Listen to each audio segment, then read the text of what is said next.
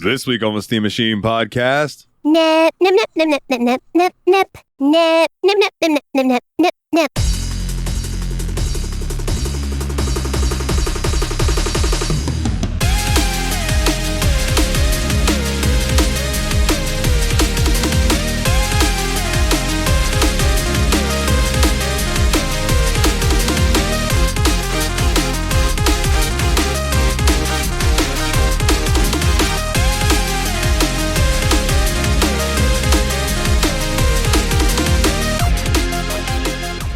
Hey everybody, and welcome back to another episode of the Steam Machine podcast. My name is Dalton, and joining me, as always, the Destructober. Hey everybody, it's Nate. It's Willie! That's the one I am. And we got a guest this week, boys. We have a guest, though it's not a new one, but he's a welcome one. No, it's this recurring barnacle we can't shake off. He's like that hemorrhoid that comes back every now and then when you're taking a dump. You're wiping and there's a little blood. You're like, welcome back, old buddy. Mikolov, how you doing, buddy? I'm that bout of gout that goes away for several months and then kicks in randomly one day and makes you writhe in pain. Don't want to think about it. That's what the ice pack's for. Mine's in remission right now. Cool, congratulations. Try to eat less inflammatory foods. You won't, but try. No, you could try all you want. The You're hot never gonna dogs and beef are there. Yeah, you won't pull that pastrami from Mikolov's hands very easily. What? I do love grabbing some pastrami. There's just something about salted meats. Yeah. What was Bobby eating in King of the Hill that he ate a ton of it and it gave him gout and he just kept eating it? Oh, sorry. I know the episode you're talking about. And it was I'm going to have to look it up because that's going to drive me crazy now. I feel like he just went to this place where he was the only person there ever eating. It was some kind of foreign food, I think. Maybe sausage and cabbage or hell, I don't know. It doesn't really matter. But yeah, if you're looking it up, chime in when you find it. But yeah, we got a guest. It's good to see you, my good sir. You and your little Thanos glove back there that I'm sure you've used to masturbate on multiple occasions. How are you? It's made of Lego, too rough. Little Lube, you could fuck a tree. Oh, what? Why am I here again? Why did you bring me onto this episode? Was it specifically just to mess with me? Which, you know what, if you did, I respect it. It was liver and other organ meats. Liver and onions, I bet. Bloody meat. Mikolov, how you doing, bud? What you been up to? I have been insanely busy. I don't even know where to start. My word. See, I'm the only one on the show right now who has a kid. There comes a time in a dad's life where he realizes all of the appointments are coming up. So, physical, ear doctor, haircut. What? All forming within this last week and a half. And so, my days have kind of been go to work, pick up the boy, go take him to appointment A, go home, make dinner, make sure he's all set and ready to go, and then stay up till 11, 12 o'clock working on YouTube content. So, your boy's a little tired. Sounds like it. You're talking in wrestling cadence, just so you know. I wasn't trying to actually gig. You were talking and then you'd leave a pause. That's why I was going, what? Sorry, that's what the crowd does when people are talking. No, dude, I'm not complaining. I'm just saying that's why I was doing that. No, that happens with me. I get criticism all the time for that. I can't do voiceover work on my channel if I'm too tired because I will do exactly what you just described. You should edit in Stone Cold. What? Everything. Or some random cheers or whatever happens during wrestling, tables breaking and stuff like that. So, in the midst of all that craziness, I have managed to do a little bit of gaming. I decided, even though Final Fantasy Rebirth came out, and I really should be playing the heck out of that game, I got the bug to want to play Tears of the Kingdom. And so I'm like, well, I should start Tears of the Kingdom over because the last time I played it was shortly after it was released, and it's almost a year old now. You make that kingdom cry again. Yeah, it deserves it. It was a bad kingdom. It needs time out. So I start thinking about that. I'm like, well, it runs like butt on the Switch. I hate the durability mechanic. So why don't I try playing it on the Steam Deck? The Dalton way. The Dalton way with the with a durability cheat, a frames per second cheat, and I got that thing running like butter. And I'm like, you know what? I want to go back and play Breath of the Wild. And so I did the exact same thing with Breath of the Wild. Got it running at 45 frames per second, durability cheat, game runs like butter. It's like a completely different experience, completely different game.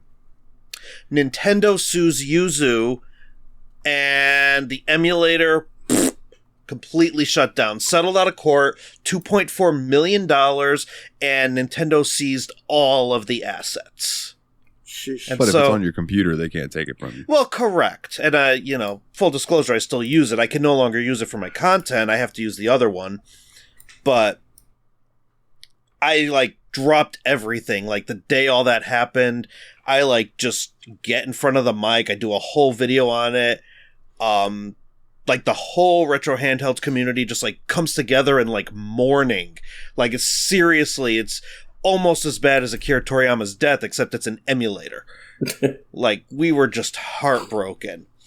And then, amidst all that tragedy, some jerkwads message me in a group chat and tell me, hey, you should play a Neptunia game with us.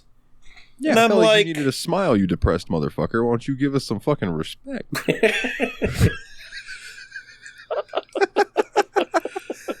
Dalton, you're really beating his ass today. If I'd known that Barnacle line was going to start all this, I would have still said it, but I would have felt beat it worse. harder. I might like it. Thank you, sir. May I have another? Thank you, sir. May I have another? It ain't sir, it's daddy. Now get it right or pay the price. Oh, his shirt actually says dad on it. That was a Hey Dude reference. Get it right or pay the price? It sure was. It was Salute Your Shorts. Oh, that's right. It was Salute Your Shorts. You were close. Those shows aired back to back. Camp Anawana. We hold you in our hearts. Yeah. And when we think about you, it makes me want to fart. Quickly, Yeah. Mikolov. That emulator that you're using, there is a filter thing to change the way the games look. Have you messed with any of those? I have not messed with the filters, no. So there's one that removes the semi-cell shading that Breath of the Wild has and makes it look a slightly more realistic's not the word I'm looking for, but that's what I'm going to use. Got Less it. cartoony. See, I like the cell It's really shading. cool. I like the art style. I'm just saying, look at it. It's amazing to me that this emulator can take a game and just do some layering and completely change the way it looks. Got it. It's just wild. I might give that a shot. I actually have a handheld that I'm downloading Steam games to right now called the MSI Claw that I'm going to play some Neptunia on. And actually, that's something I need to talk about a little bit later. I am doing, when I make the review, Willie, I am making Liar Liar references. Please tell me you know what I'm talking about. No, I haven't seen Liar Liar.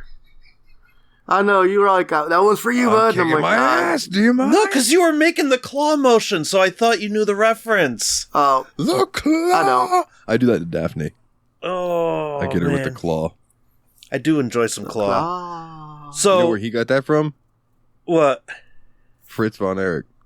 Oh, is that a wrestling reference? That makes sense. It's a wrestling. The Iron Claw. Yeah, it There's was a whole movie about it. Oh, okay. Sure. Sounds like wrestling stuff. It is wrestling stuff, but there was a movie that just came out called The Iron Claw, and it's about wrestling. Oh, gotcha. Von Erich family. Okay. Yeah, continue.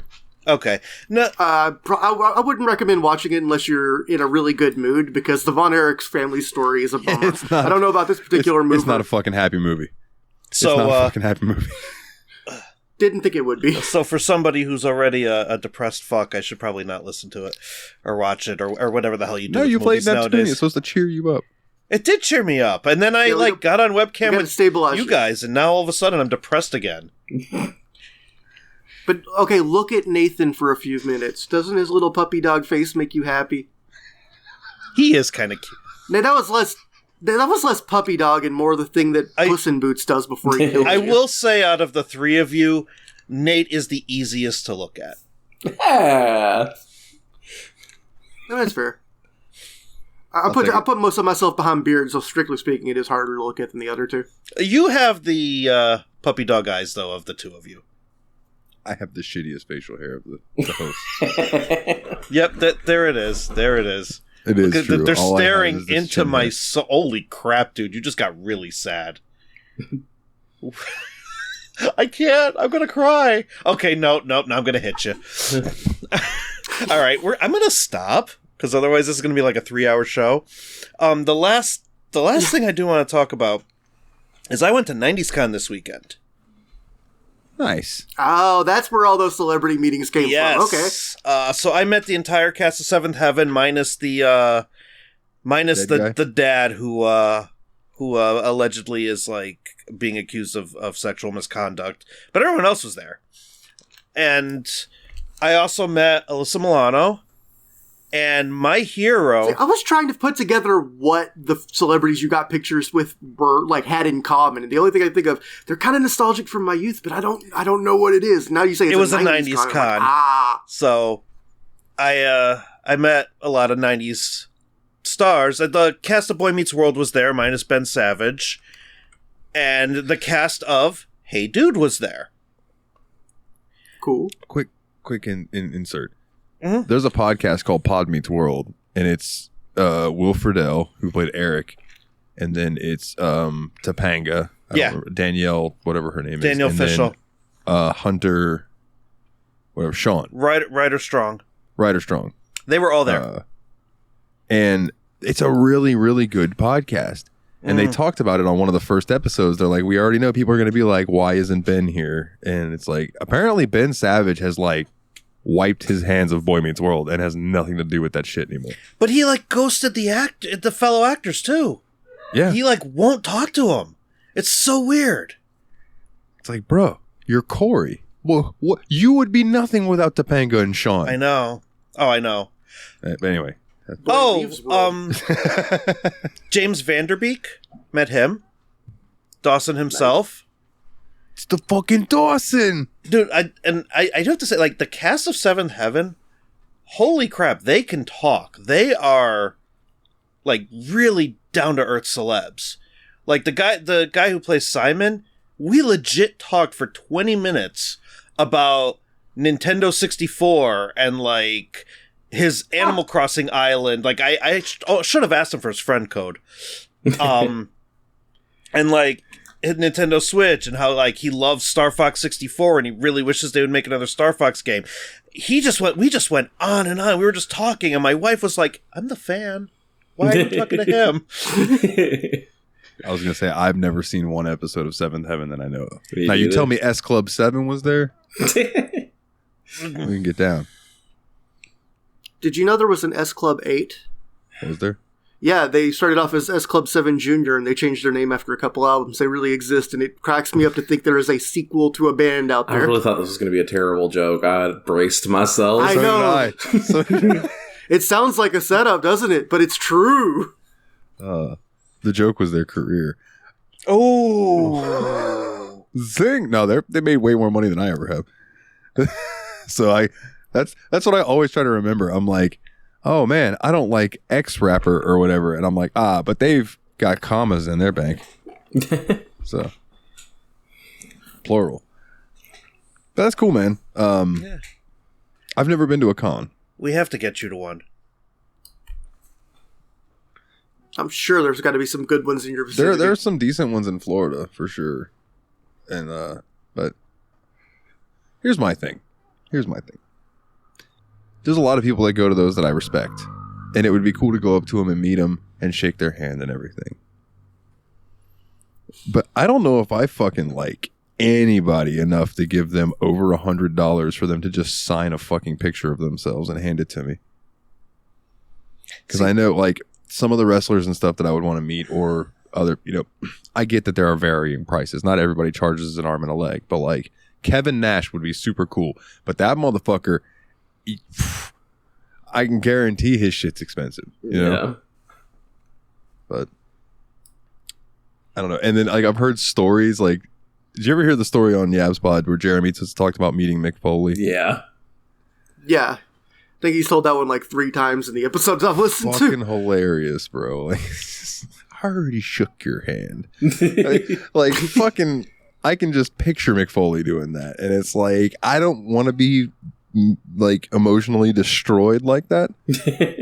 So there are a man. few celebs I've met that were really just jerks. Like Marina Sirtis from Star Trek Next Generation. She's kind of not nice. Who did she play? Counselor Troy. The empath? That's pretty ironic. Oh yeah, she even says it at her panel. She's like, your character is nothing like. She's like, my character is nothing like me. My character's nice. Like she openly admits to being a bitch. Like, at least I could say she owns it. I only met one celebrity as an adult, and he was really freaking cool. That was Christian Narn, the guy that plays Hodor on Game of Thrones. Oh, nice. That dude was. Did really he hold cool. the door for you? There was no door near us, so no. But he was wearing a really cool Castle Grayskull t-shirt that I was kind of jealous of. Most of the celebrities that I've met have been musicians and or professional wrestlers, and 9 times out of 10 they've been super chill. I can tell you who was an absolute dick, and this is going to be no surprise to Willie probably, it was Joey Ryan. Yeah, well, Yep. that guy got the minorest amount of not even fame so much as becoming a meme in the internet community, and it went right to his head. Yeah, dude, like we were on the ring crew, and we were like he was there watching us put the ring up, and Ryan went over to him and was like, "Hey man, I'm a big fan. Can I get a picture with you?" And he was like, $20. And Ryan was like, I remember you telling that story on Yapspot, actually. Never mind. Yeah. But like most of the musicians I've met, dude, they've all been super chill. The only one who I won't call him a dick as much as I think he was super fucking hungover was Wayne Static from Static X. But I do have his signature, and he's dead now. So that's, I'm glad I got to meet him. I got that one wrestler once, and like he had to have been pretty cool. 'Cause I was really young when I met him, so I don't remember very well the whole interaction. Oh, yeah. But my sister took me to this bar that he was at. He signed my NWO Wolfpack hat. Nice. It was Glenn Gilberti, also known as Disco Inferno. Fuck it. Listen, people on the internet give Disco a lot of shit, and he's got some political views that I don't agree with. But Disco is a funny motherfucker. I love Disco Inferno. Glenn Gilberti is a treasure, and I don't give a fuck. You were talking about the Patreon section. People, it's like, I love him, and people fucking hate that guy. He cracks me up. His Twitter's hilarious. Oh, dude. He seems like kind of a dillweed, but he also seems like he's a fun. You know what dude. he does? He gives off to me, and I don't know where he's from, so it'd be kind of hilarious if this is where he's from. But you remember how the other week I was talking about people from Las Vegas? He seems like somebody from Las Vegas. Absolutely. And the fact that he was a creative, or in WCW, he pitched an idea for a wrestler named Bill Ding, the evil architect. Bill Ding. That's fucking hilarious. He also talked about, I think it was him that did you could do a hunchback. No, I'm sorry. That was Jim Hurd. It was do a hunchback character, and he could never be pinned because you couldn't put his shoulders to the mat. Stupid. Apparently, Disco is from Brooklyn. Yeah, that tracks too. I can see that. Yeah, that makes a lot of sense. I was going to say, if not Las Vegas, then definitely a fairly aggressive area of the East Coast. One with a lot of Italians. I can say this because I have a Polish-Italian schnoz. Disco has a Brooklyn Italian schnoz. Like, you can look at him and I can be like, yeah, I can see it. Like, you need to get me anything else for you, boss? And he just dances on out of the room, like goes to get a beer. Oh, Jesus Christ. But that's cool, dude. Meeting Glenn, that's fucking sweet. Like, of all the people you were going to name, my brain was not going to pull Disco in front of me. That's awesome. The famous wrestler that I met, and I've probably told this story before, but I'll just tell it real quick, was I'm at Fest, and I'm standing there, and I'm watching a match between Su Yung and maybe Veda Scott. But Su Yung is married to Rich Swann, who at the time was in WWE, and he was the Cruiserweight champion.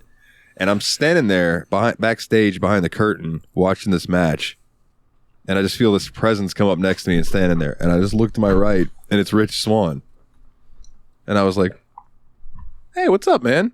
And he was like, oh, hey, dude. And we like gave daps and sat there and talked a little bit. And he told me that he was married or dating Sue. And I was like, oh, I didn't realize that. But yeah, it was just interesting. It's like Swerve Strickland, who's on AEW now. I met him through Fest. Effie, who's everybody loves Effie on the indie scene, except Jim Cornette. Jim Cornette doesn't like anything. I don't take it personally. Yeah, he is such a grumpy old man. It's fucking hilarious. But yeah, I always root for those guys. Anybody, I think you said the other day that you always get a warm, fuzzy feeling when I root for the Fest people when I see them on TV and stuff, because it's like, yeah, dude, they were super cool. Yeah. Like Priscilla Kelly doing her thing as Gigi Dolan in WWE. Good for them, man. Good for them. Warms my heart. No, I got the same feeling whenever an OVW guy got called up and didn't immediately get turned into Eugene or Rico the hairdresser. Oh my God, Rico! They did that guy dirty. He was such a good wrestler. Yeah. And what was it? The one dudes, Damaja and whoever, they brought him up as the Basham Bros and shaved that. Basham Brothers, yeah. Jim Cornette's like, and then all of a sudden they took him up and they shaved his goddamn head. And he comes in, they just wanted to see what I looked like with bald head. And I'm like, well, goddamn, they couldn't just use their imagination? What the fuck? And that's what he said. He did the famous phone call to John Laurinaitis where he's like, hey, if you're going to take one of my top stars and shave their head, at least let me know so I can book them in a hair match or something and draw money with it. Thanks. Thank you. Fuck you and goodbye. And hung up. So, Nate, what about you, buddy? What you been up to? Yeah. It's a Miklov. Thanks for showing up on our wrestling podcast. There's going to be more wrestling in this podcast as well. I thought we were transitioning over to Grumpy Jeff's Power Hour. But yeah, for me, it's been a pretty slow couple of weeks, thank God, because I kind of could have used them. So, pretty happy about that. The one thing I'd say that I've been playing a couple of games again. William and me dove back into Phasmophobia a little bit here recently.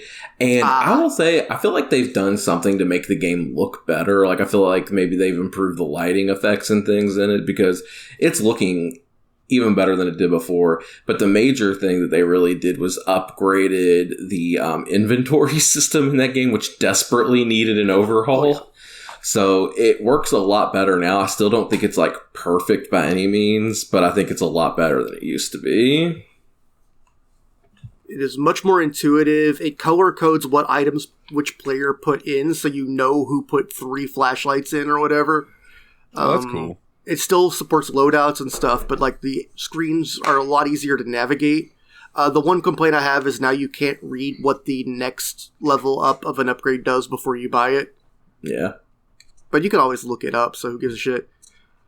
Yeah, I've noticed that they did change, like, the art in the game, I think, is, like, the wall art, I mean, like, paintings and stuff seem like they've been replaced and improved on. I do think that the lighting is improved. The cursor has been improved. You no longer get lost on bright objects. Yeah, that was a huge problem before, is not being able to see what you were hovering over with your cursor, and now you can easily tell what you're looking at, so that's... And it has more live interactive features, like it'll change into a hand if you're over something you can interact with, or change it to a lock if it's over a door that should be openable but currently isn't. Yeah. Well, that's what's up. Those sound like really good QOL. Yeah. Yeah. I mean, the game's still technically early access, and I don't understand, but okay. Is it really? Yeah. It's like the longest early access ever, man. Yeah, what is the idea for what 1.0 looks like roadmap-wise? And like, what's missing? But other than that, I've decided last night that I was like, man, you know what I kind of miss? Red Dead Redemption story mode. Red Dead 2 story mode. So I dove back into that a little bit last night. And man, let me tell you, after playing online with you boys for a while, like, I am now like a god at that game. Like, like you just roll into town and you can do whatever you want and nothing can stop you. It's like, I did this mission last night where you go and trying to meet these gunslingers and met the one, Black Belle, I think was her name. And when you get to her house, there's a big shootout. I'm like, was this supposed to be hard? There's a ton of people I had to shot, but it was easy. I was going to say, dude, some of the situations that we've gotten into online has gotten us pretty good with the shot. Yeah. And now that you've gotten that under your belt and we've done lots of stuff, I have to ask you this. Is your Arthur still wholesome? I did lose some of my karma last night, I'll say that much. What'd you do, Arthur? It was pretty funny. It's like I ran into this one guy who was like, it was like a little side quest thing. I ran into this guy who was like, I bet I'm a better shooter than you. I bet I can shoot these bottles off more than you can off of this rock face. So I'm like, okay, try me. So we do it, and I win. He's like, no. How about now, instead of that, we'll shoot birds out of the air. Change the bet to $10 instead of $5. I'm like, all right, sure. And somehow he beat me in that. He's like, all right, now you got to pay up, Arthur. You got to pay up. I'm like, no, I don't think I will. And then I just beat him unconscious until it robbed him and left. The ultimate hustle. Yeah, dude. So I beat that guy. It's like 3 times in a row or whatever he ends up doing. And he is fucking mad about it. He does pay you, but he's fucking mad about it. And he's like, we'll meet again. And like, it took everything I had not to just shoot as he rode off on his horse. I'm like, I don't think we will. I didn't mind losing to him because it was more funny to me just to beat the crap out of him and not give him the $10. God, it's so funny, dude. Like, I love walking by somebody, specifically when you're walking through town and someone's like stumbling drunk, and they look at you and they're like, "What the fuck are you looking at?" And I just punch them, and they just fall face first into the mud. Just. But at the same time, I saw these two O'Driscoll boys jumping this guy in Valentine, and I was like, "No, don't think I'll let that happen." And then I saved that dude from getting jumped by the O'Driscolls. So, attaboy. You need to hunt down the KKK members and kill them. Oh, I absolutely will. I might have to play some online with you guys because I fell off of RDR2 hard. I just could not get into it. It's so fun with a posse. Yeah, it's a lot of fun online. Yeah, I will say it's a lot of jank to it, and there's a lot of hacking, so you may have to restart a couple times to find a session that actually works. But once you do, we really enjoyed it. And honestly, if what you were having, one of the reasons you dropped off RDR2 is because you didn't feel like you were getting the controls. Once you're in there with a group and you're getting really good with the controls, you come back in and you're like, this is real easy now. That's what I feel I need. I think I need a tutorial on how to actually like properly play the game. Yeah, it helped me so much because like we've done so many of these missions where we are like doing bounties where we're trying to bring the bounty in alive, but these guys have like bodyguards and stuff, so we have to take out the bodyguards and then lasso them and hog time and bring them back in. Just like do a few of those missions, you'll get real comfortable with the controls. All right. Well, it also helps that you can play around with some different guns and stuff and find out what you really like, because it turns out the starter weapons aren't too great. Yeah, we're overdue for a No Man's Sky night too. I've just been way too crazy. Ooh, baby! Yeah, I've been way too crazy to get online and do much of anything lately. But the first second things come down, we got to get some gaming in for sure. Yeah, either of those would be awesome, dude. Thanks for bringing that up. Do ping us if you know when you're gonna have some free time. Oh, I will. Pingus. And there it is. There's an old meme. We can't stay wholesome for long. All right. No, never. So about you. That's a reference to a meme from before YouTube days. It's automatically wholesome. All right, Willie, what have you been up to, man? Nothing. I have done nothing interesting. All right. What about you, Dalton? What have you been up to? So, okay, so there's a few things that I want to touch on. First and foremost, right now at work, we're on 6-day weeks. So I'm I'm over 40 hours already for this week. So like your boy's tired. But tomorrow on my day off, I think I'm going to treat myself because Stardew Valley, yes, the game that came out however long ago, just got a major update. Oh yeah, I've actually been hearing about that. Yeah. And just to quickly read through the what it's posted on Steam, this update adds new content to the game focused mainly on the Valley, with additions and improvements to almost all areas of the game, and there's also a ton of quality life features and bug fixes. Some of the changes: a new major festival, 2 new mini festivals, a new environmental event, hundreds of new lines of dialogue, a new end-game skill system, new crops, crafting items, furniture, and more. A new farm type, Meadowlands Farm, which I can tell you is a farm that the soil is not great for growing crops, but the grass is very fertile and chewy and good for raising animals. Ooh. There are now multiple pets. And the last thing says way more. I don't want to spoil everything. But if you do want spoilers, full patch notes can be found here and here, and there are 2 hyperlinks. Please tell me they fixed fishing. What was broken about fishing? That's terrible. Nothing was broken. It's just fucking hard. Yeah. I like it. Whatever. I did notice. I did read one of the expanded patch notes, and it is one of my favorite patch notes in game history ever, which is you can now drink mayonnaise.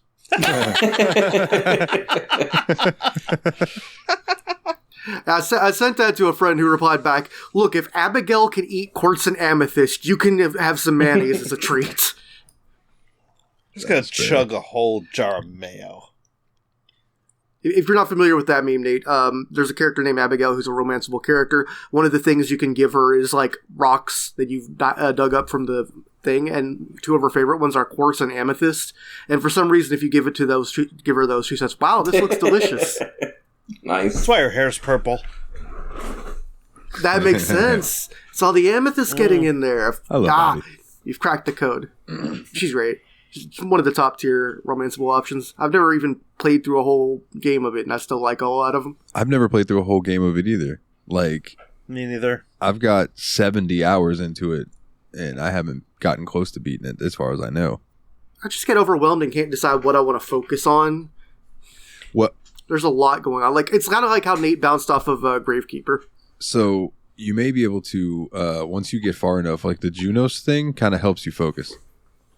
Like picking, okay, so I need these fish for this part of this thing, and then you go out and just find the fish, and then you can knock that out, and it takes that away, and then you can be like, okay, so next I need to make yada yada yada, and kind of do it like that and segment it. Because in reality, there's no ending to the game, or there's no end, like hard end to the time that takes for you to do everything. Okay, so I don't need to worry about finishing everything in 3 years or whatever the. Okay, because it's indefinite. That actually helps, because then I could. That means if I wanted to, I could just go to the dungeon all day and just be a little Zelda boy chopping at rocks. Absolutely. Mm-hmm. So I have that to look forward to. I'm going to check that out in depth tonight after we record, and tomorrow. Yeah, I might be looking into that as well.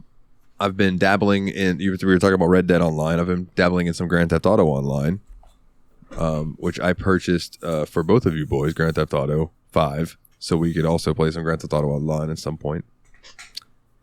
And honestly, like the storyline of Grand Theft Auto 5 is really good. So if we ever do it for the show, it's at least entertaining. But like Grand Theft Auto Online, I discovered there's a casino, and I discovered something about myself, and that's I should probably stay away from casinos in real life. I have far too much fun in there, and there have been times I've been up a lot, and then when I log out, I have 2 chips. Right, but right now, I'm on the up and up. I got a numbers guy. We call him Willie the numbers guy.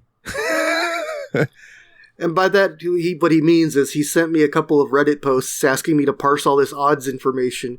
And it turns out someone did some pretty good statistical analysis and found out that horses' odds in the game, in the horse racing game, do not really add up to their actual, like, expected value. So there's, like, a horse that's, like, 16-1, I think, that actually wins more like 5-1. Yeah. So you just keep betting on that one, and you end up getting paid. Nighttime Mare, 16-1. I have bet 10,000 on him about 6 times and won twice. Which is a huge profit. Massive profit. I'm up over 200K. So it's horse racing. It's so silly because it's digital horse racing, like you would see nowadays. Like you don't actually go out and watch it's not the Kentucky Derby or anything. But it's been it's a blast. I roll myself a joint and I kick back. I do some horse racing.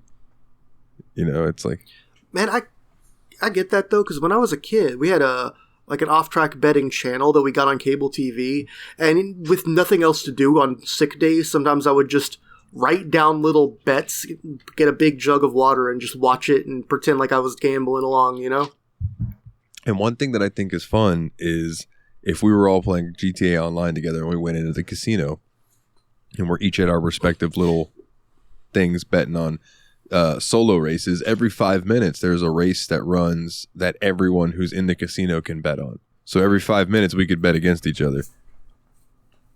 Ooh. And I think that would be fun to do. Nice.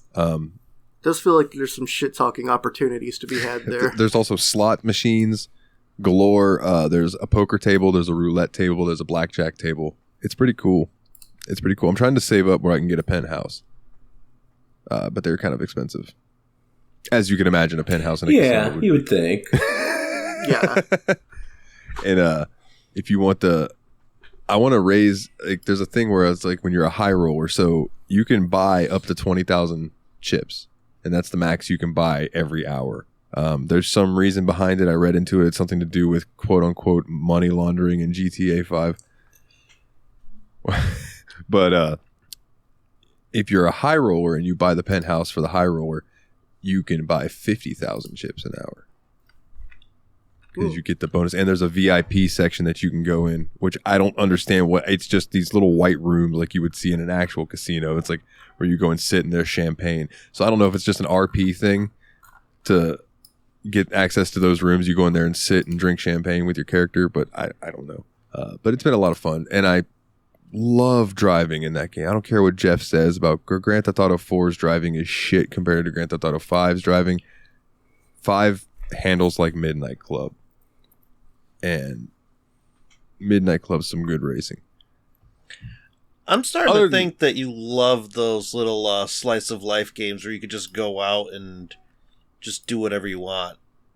Yeah, because you have not said a goddamn thing about committing actual Grand Theft Auto at all. No, I mean, I've done some stuff. Like, I own a weed farm. That tracks. Much like you do the moonshining in Red Dead. Yeah, I own a weed farm. And I've done a couple other missions. But yeah, man, I'm really not into the whole, like, I'm going to go run around and terrorize all the other fucking players. Like, I like to load into GTA. The thing that's different about GTA Online and Red Dead is that in GTA, if I want to play by myself, I can load into a server that's just me. If I want to play with just my friends, I can load into a server that's just me and my friends. Like, for some reason, they did not do that with Red Dead Online. And I don't know if that's because the player base is so much smaller that they want people to play together. I don't really know, but... See, I like that, because I tend to play a lot of MMO single player. I have a few really high-level characters on Guild Wars 2, and I have never, that I know of, or can remember, run a dungeon with other people. It's just been questing. Guild Wars 2 is an MMO that's very single-player focused. Like, you don't really have to do... maybe the endgame stuff, but I remember not talking to a single person in that game when I played it. It's very single-player friendly, yeah. I mean, one could argue Final Fantasy XIV is the same, but you get to a certain point you need to know people. So that's another game I've been playing is some Guild Wars 2 here and there. But the last thing that I'll talk about, and then we can move on from this section because I know it's been going for a while. That's my fault. I'm on the show. I got WWE 2K24. Yeah. And it is sweet. It has a few little issues that they will patch out if they do it anything like they did in... Yeah, Nate, exactly. I'm sure they'll patch because they were really good about patching little issues that people would bring up about in 2K23 until that game was like damn near perfect. So one of the things is what Nate was just demonstrating, but no one could see, is the referee will get down on the mat and then sit there for like a second and a half before he starts actually counting. That can get annoying. It really does look like when a heel was like a special guest referee and is slow counting on a face sometimes. Yeah. I have run into a bug where I was doing an 8-man ladder Money in the Bank match in universe mode, and all of a sudden everyone but me and the other dude that I was fighting with just stopped moving. They all just stood there looking at each other. And then me and the dude couldn't grab or do anything other than light attack one another. So we were just punching each other. And wouldn't it be great if the other 6 wrestlers just suddenly slowly turned towards the hard camera and just started T-posing? Like, your game's haunted, dude. So creepy, bro. Speaking of hard camera, one of the features that I just discovered today was that instead of having your hard camera on the normal WWE side, you can move it to behind the announce table where the ramp is in front of you. Which I thought that's pretty cool. It was disorienting playing a match like that. Which, Mikolov, you watched me play that match. Roman Reigns versus Blade. Roman Reigns went over. I got my ass whooped by Roman Reigns. I did. I will admit it. But I did stream it in Discord the other night and had a bunch of people pop in, and that was a lot of fun. Man, there was a lot of laughs. And it was a good time, kind of just me and Willie, before people were really showing up, were just going through community creations and just looking at people and downloading them. And I was telling him I'd use community creations like I'm going through indie rosters, and I'm like, all right, let's see who I'm going to bring up and try out. And I literally will like simulate a match and watch it, or I will play as them. And if I don't vibe with them, I'll delete them and go give someone else a shot. If I vibe with them but I don't like the way they look, I will give them a new character. I will give them a gimmick.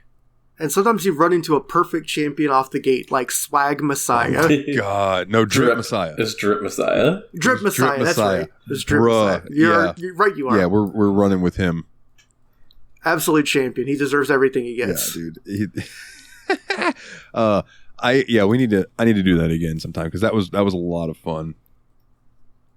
And I wasn't even playing the matches. That was the thing of simulating it. So one of the things I did today was I went and looked up because you can go in and kind of edit the AI in the settings. And I was like, what's the best for when you're just simulating it and watching it? And someone was like, oh, here you go. This is to make it look most like it would on TV and stuff like that, with a little extra flair.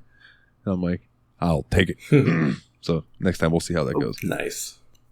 Well, what I've learned from seeing people run like virtual wrestling federations using the WWE games is like, don't expect the wrestlers to do what you want ever. Like, you can make a guy god tier in all of his stats and he will still just get blown up by Joey Random.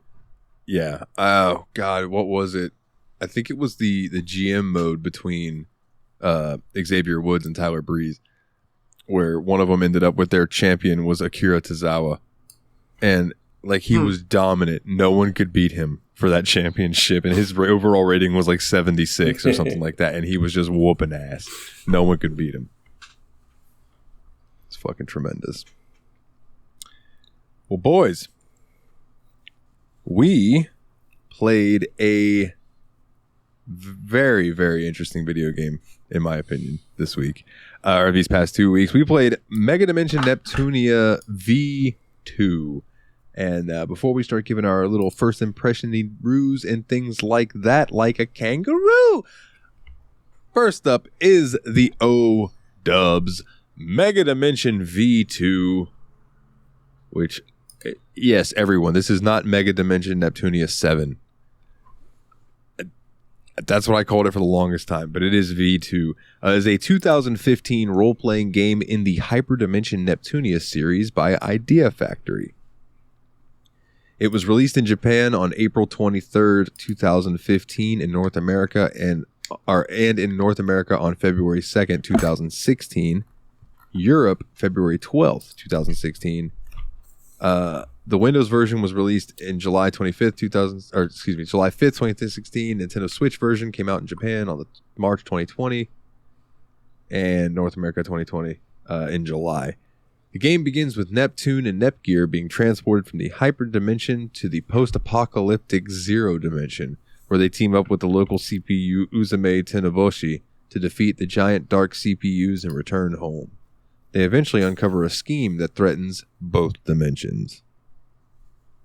So, right out of the gate, there are three... This game is a trilogy within itself. There are three big sprawling chapters. I beat the first chapter. And I got the furthest out of us, correct? Correct. Okay. Yes. So we're going to be mostly covering that. At the end, when we give our ratings, I do have a review sent in by Adam, who beat this entire game. So we will get his opinion on that as well. But yeah. So I was so happy when this game won the poll. Because I was so interested to hear what specifically Nate and Willie were going to think about this game. Right? I have my assumptions on what each of you are going to think. I'm going to keep them to myself. I'll see if I'm right or not, and I will comment on it. But like, I have a pretty solid guess as well. This game to me, and it's weird, and I almost feel bad throwing you guys into one of the more recent ones first, because it's kind of like coming. Although I will say this game did a good job of filling it in, but like I was just so excited to get into this and play. So I'm chomping at the bit. I'll start with Willie this time. Willie, what was your first impression of this game, my good sir? So you open it up, and the game says, welcome to Hyperdimension Neptunia, and it has this like really bitchin' anime open theme song. And you're like, hey, yeah, cool. And then you're like a couple minutes in, and all of a sudden you get a different anime opening for the game, Zero Dimension Neptunia X. And it's like, wait, what just happened? Why am I in a second game all of a sudden? But it is also a bitchin' anime theme, and I'm like, man, they really got some bitchin' anime themes going on. So yeah, I guess that's the first thing I really noticed was really being blown away by the like cool anime OPs and the music to them, and really starting off with some strong feelings about the music. All right, Mikolov, what about you, my good sir? So I had the same first impression as Willie. I think we might have even commented that we wanted to be sure that we were playing the same game. Yeah. Like, I think I might have said, is this the right game? Because I thought I was supposed to be playing Megadimension Neptunia Victory 2, and I'm playing Zero Dimension.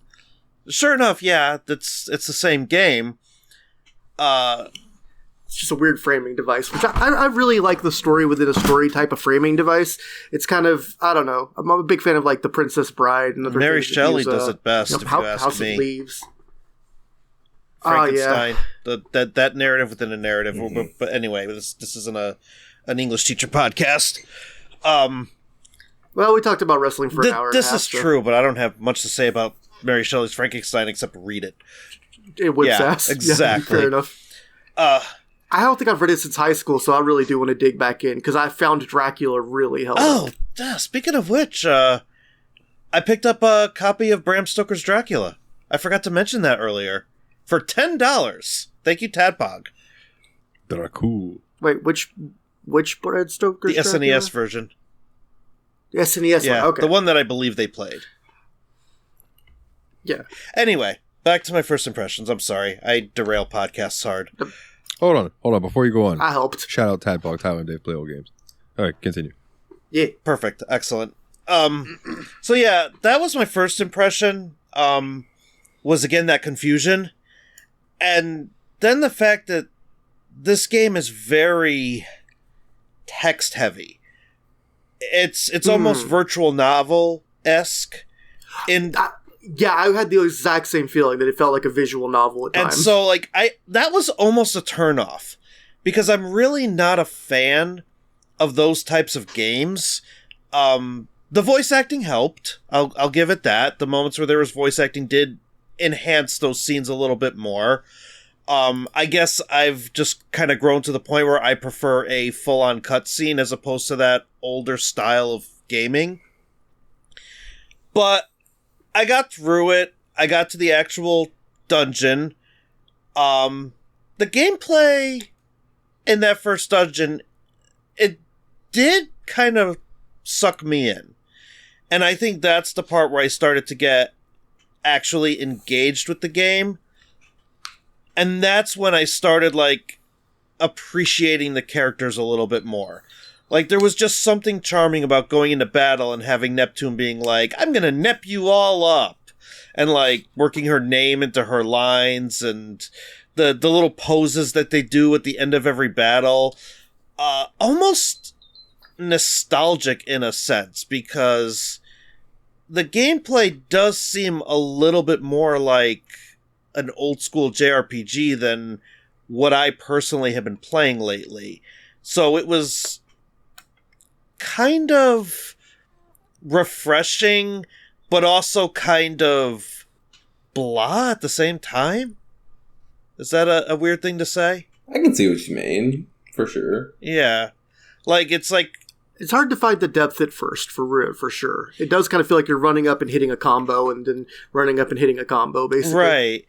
And actually, I'll save the rest for later, but battle, like, things start getting repetitive. Like, even in just that first dungeon, and then I got to the point where, like, wow, I'm actually going to have to grind. Which I don't mind. But it definitely was more of an old RPG grind versus, like, a newer RPG grind where you might be, like, farming for materials or building resources. It was just running up and thwacking enemies over and over again. The last thing I'll say is enemies are pretty interesting in this game. Oh, yeah. We got to get just an enemy section where we talk about all the crazy critters we ran into. But that's my first impressions. I was trying not to do like what I did with Nexomon, where I basically talked about the entire game for like 10 minutes. Sounds like you've Nex evolved. Yeah.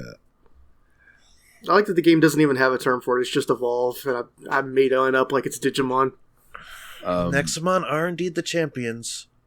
I do want to say one thing about Idea Factory and Compile Heart.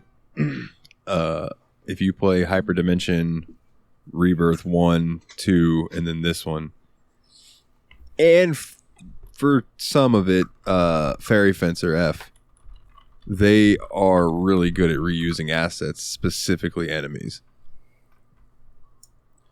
Oh, I wanted to throw another confused thing too. You just mentioned Compile Heart, right? I was really confused when I saw that name because I got it confused with the company Compile, which are the people that made the Puyo Puyo games. And like, I was like, what the heck? Like, I did not realize that was a different company. Oh, yeah. Isn't Compile Heart an entirely female-run development company? Yeah. You would be correct. Dope. They make Hyperdimension Neptunia games, and they make visual novels about dude love. I forget what the name of that is. Yaoi or BL, Boys Love? It's not really. No, it's like a male harem. Oh, I don't know the word off the top of my head. But yeah, but it's like shoujo. I think, or something harem, like that. I Shoujo guess. or something. I don't know. But yeah, it's like romance with the focuses on dudes.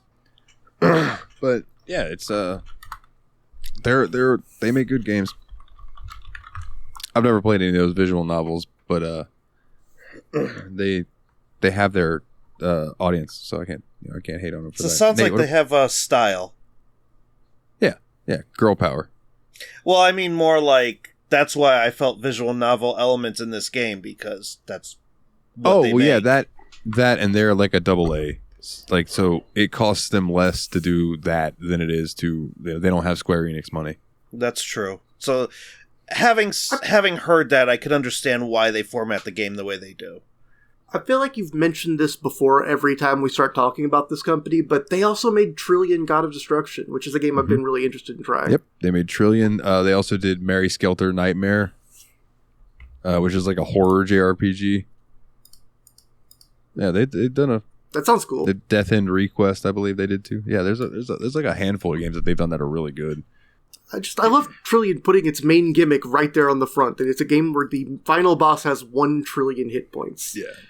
And you have to raise up your monster girls to fight him. Yep. 1 trillion hit points. Holy crap. That's a lot of hit points. Yes, it is. Yes, it is. Nate, what was your first impression, my good sir? Yeah, so I wanted to do my best to go into this game with a very open mind, right? And I think I succeeded in that. First impressions coming in, it was very, very much up the front, extremely dialogue heavy, like the others had mentioned. Like, it takes you a good 30 minutes before you actually take control of any characters if you actually sit there and listen to the voice acting, which I did, and read the things. Because, like, and, you know, it was fine, it was cute. I thought they did a really good job of making it funny for the audience, because it was legitimately funny. A lot of good, funny little jokes in there, like talking about the ancient kingdom of Tari, which that was something they said that really made me giggle when I heard it.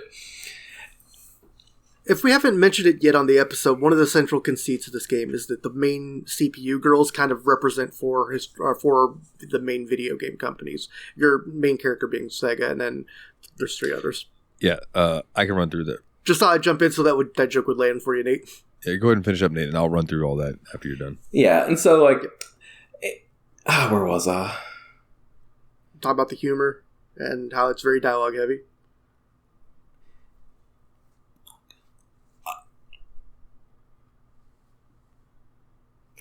So yeah, like you said, I thought it was, funny and dialogue heavy.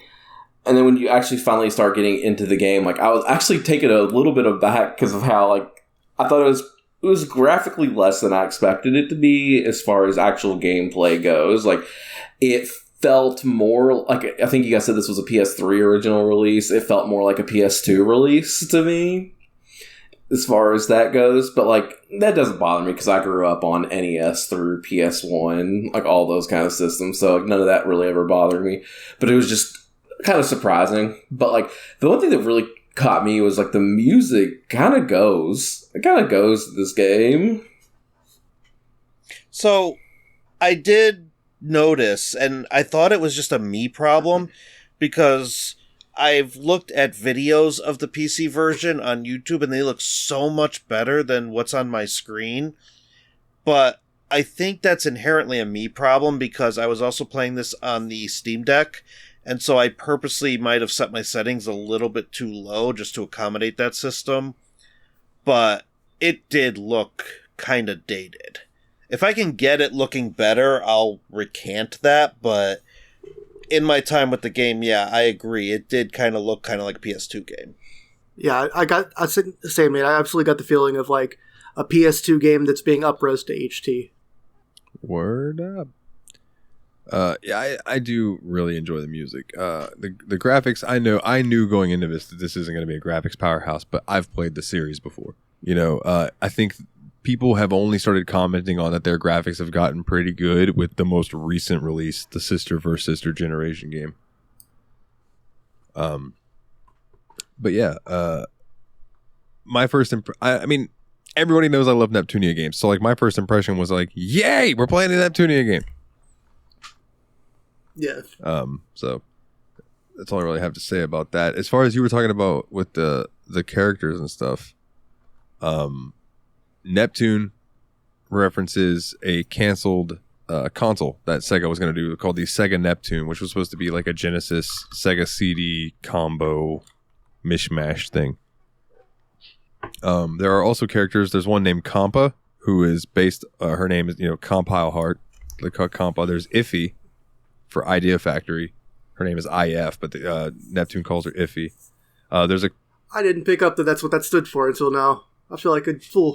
There's a character, not in this game, but there's a character named Nisa, which is NIS America. based on that.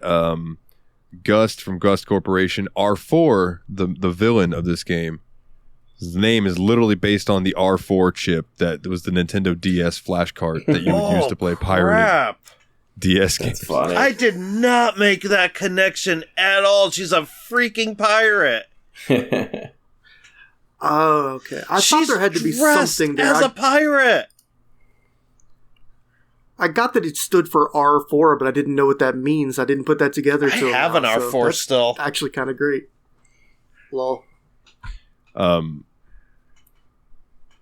Yeah. So the land that you're in is called Game Industry, which is obviously and then you have Noir, who is the Sony girl, and her land is called Last Station, which is based around the PlayStation 3's aesthetic. And you got Vert over in Lean Box. And that's like, your Xbox 360. Then you got Loey, which is itself a direct reference to the Nintendo Wii. And that's a blonde that runs that. The other thing is that I don't remember which game it's in, but this always made me laugh. There is a level that you go in called Hyrule Castle, but it's spelled Hirool. Oh, nice. And like, there's a lot of shit like that. Like Nate, I think of you every time I see a dog. Yeah. Oh, because they're the it's just Dragon Quest slimes. It's just a slime with a dog face. Yeah. I fucking love it. Dude. And they even do similar things to the slimes with speaking roles in the Dragon Quest games, where like they always send ever since with goo or something like that. Just goo. So it's almost like they do just enough to not get sued. I think they'd be protected under parody law. That is true. There's a lot of a lot of what they do is direct reference and parody, especially in the monster designs. I've noticed. Trying to scroll down to the game that we played. Here we go. So, just for some references, because like I want to talk about the story and stuff, but like I really think that this game's big thing is like it is full of references and satire and stuff like that. And I'm not going to read through near all of these because Jesus Christ, this page is way longer than I thought it would be. But there is an event in the game called Dogu is Evolving. Oh no. At the beginning of the event, a text box appears that says, "What? Dogu is evolving." That's funny. A reference to Pokemon. There's a God of Woe enemy. Even greater. Yeah, what was up with some of those enemies? Like, you basically, at one point, you're fighting a Mario Warp Pipe. Well, the first enemy you really run... Well, I guess second, because there's the first enemy, then there's the second enemy. The second enemy you run into the game is literally just a space invader. That's true. Yeah. I didn't even think about that. And there are enemies that are basically just like pictures of anime girls or anime dudes. Yep. Yeah, it's just a monitor with a screenshot from a romance game on it, basically. And then they have like these stick figures on paper airplanes, which I don't know what they're a reference to, but Willie, you mentioned they sound like Mario. Yeah, they say like, "Let's Here go," we go, and yeah.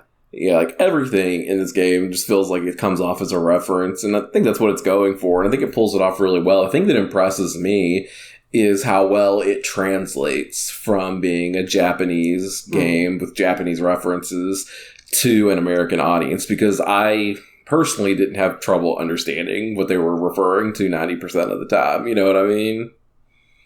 The only part I didn't really get that Dalton kind of had to explain was why Neptune's name is so hard to pronounce for the other characters. Oh, yeah. So that's a running joke throughout the entire series, is that Neptune can say her own name, and Nepgear can say her name, but no one else can say her name. They're like, Neptune. Man, you have a hard name to say. And they end up calling her like Nep Nep or Nepsy, or they call her something else. They don't say Neptune. And I guess it's because in Japanese dialect, like tune is not a thing. Or like P and T together or something. It's like one of those little things where It's both. It's both of them. The P, you can't have a P and a T right after, so it's Neptune. But also in Japanese itself, two is not an existing sound. That would either be tsu or chu. So what you have to do is take like the chu symbol and then you take the te symbol and add a u to the end. And the combination of those two characters back to back is just a little bit weird. It doesn't sound natural to a Japanese speaker. Yeah, which, again, in itself, like, what a fucking reference that is. It's just like no one can pronounce her name. And it's just because, it's because that's not a thing in Japan. Like, it's cool, man. Which may be why the Sega Neptune was canceled. We can't pronounce the name of this console. I think... I would like to think it was canceled because they realized that making a combined Genesis and 32X would sell approximately 6 copies. I would be one of those owners.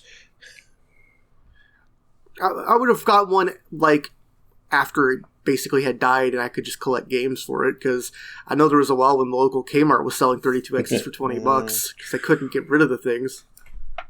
Hot damn. Just like Steam controllers back in the day. Valve fire saled the heck out of them, and now they're like worth like almost $100 a controller. Yeah. You can get it for like $5 at one point in history.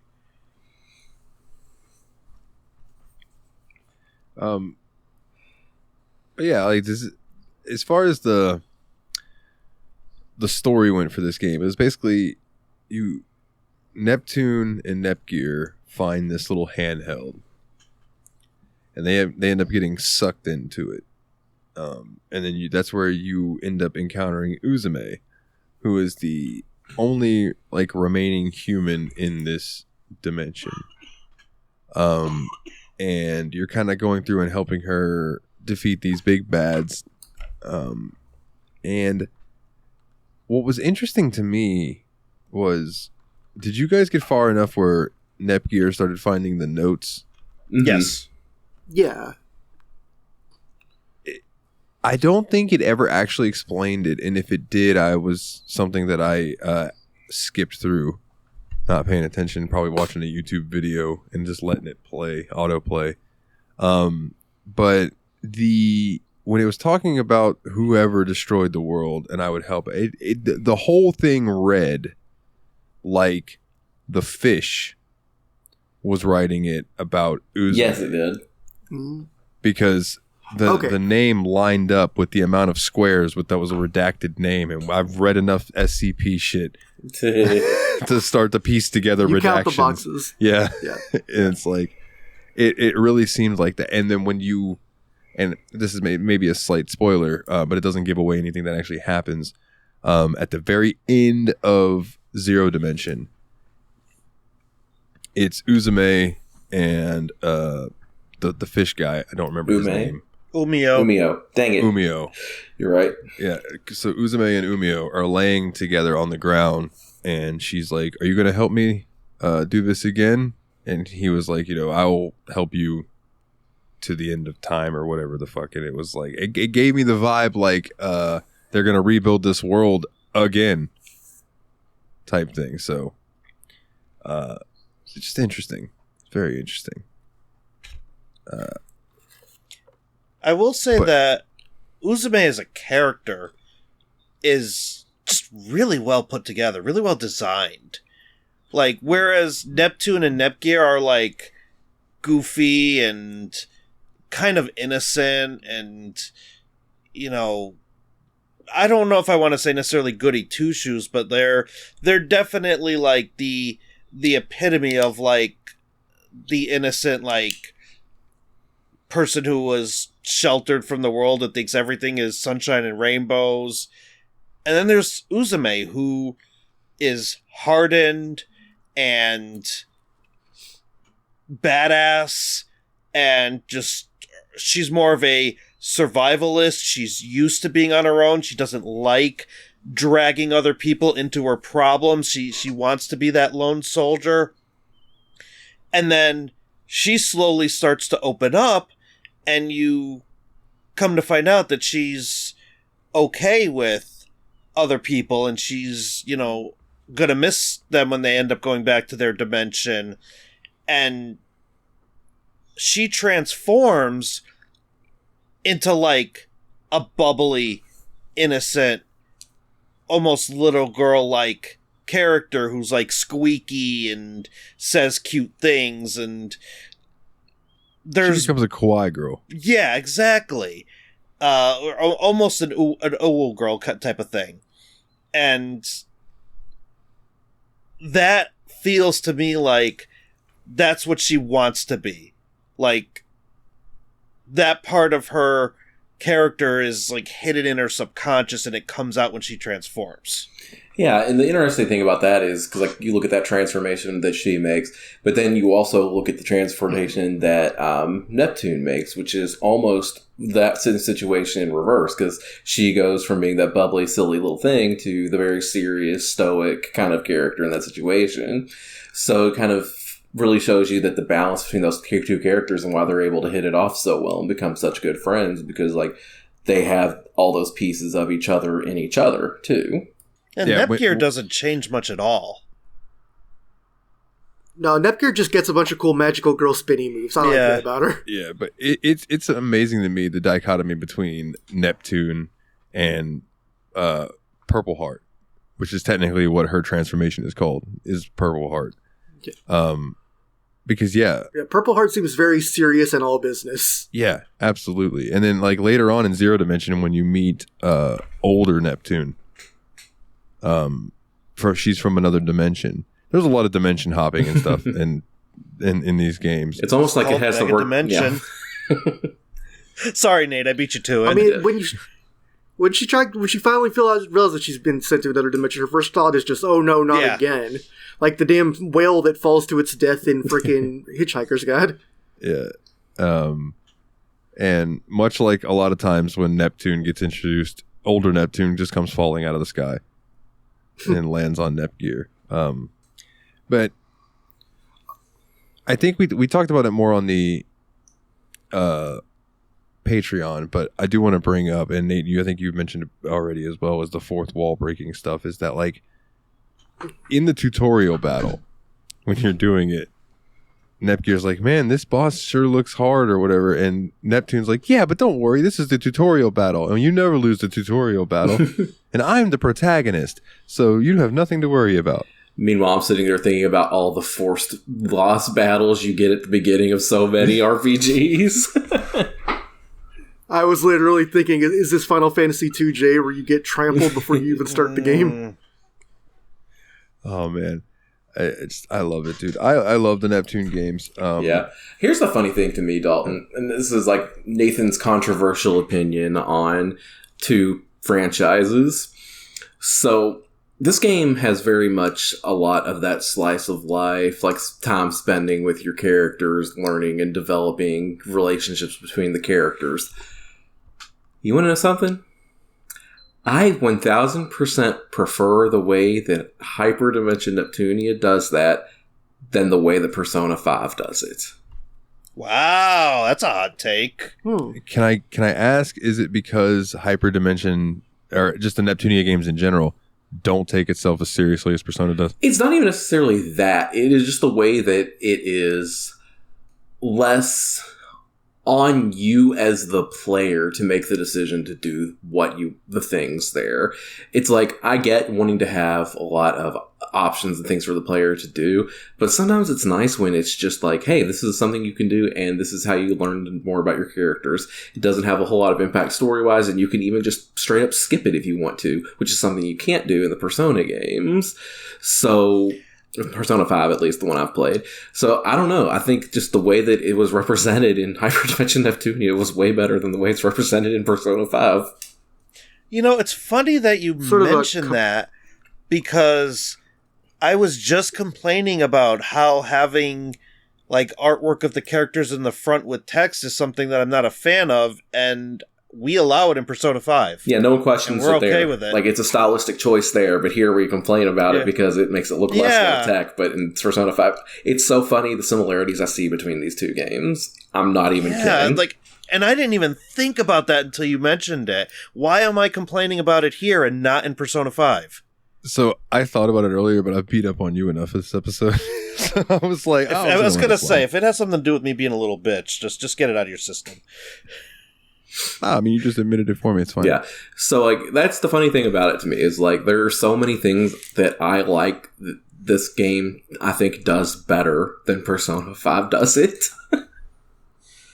Is it sort of a comfort in linearity where you're not worried you're missing something by choosing I something definitely else? think that's part of it, but I also think the way that this game handles it, where, like, you know, it's a straight cutscene. You press the R button, you can skip that entire cutscene if you want to. It's like, oh, you don't want to watch this cutscene about Neptune and Uzume wanting pudding? Okay, press the R button. It's gone. Persona 5, you're in the middle of a cutscene where you're trying to figure out how much sushi you want to eat with Ryuji, and you have to sit there and watch that 30-minute long sequence with no option to skip it. I mean, you can jam A or whatever, but good God. And there's so much more of it in Persona. Fast forward option in Persona 5. There it is. Well, whatever. I liked it better in Hyperdimension. It's another Neptunia. similarity.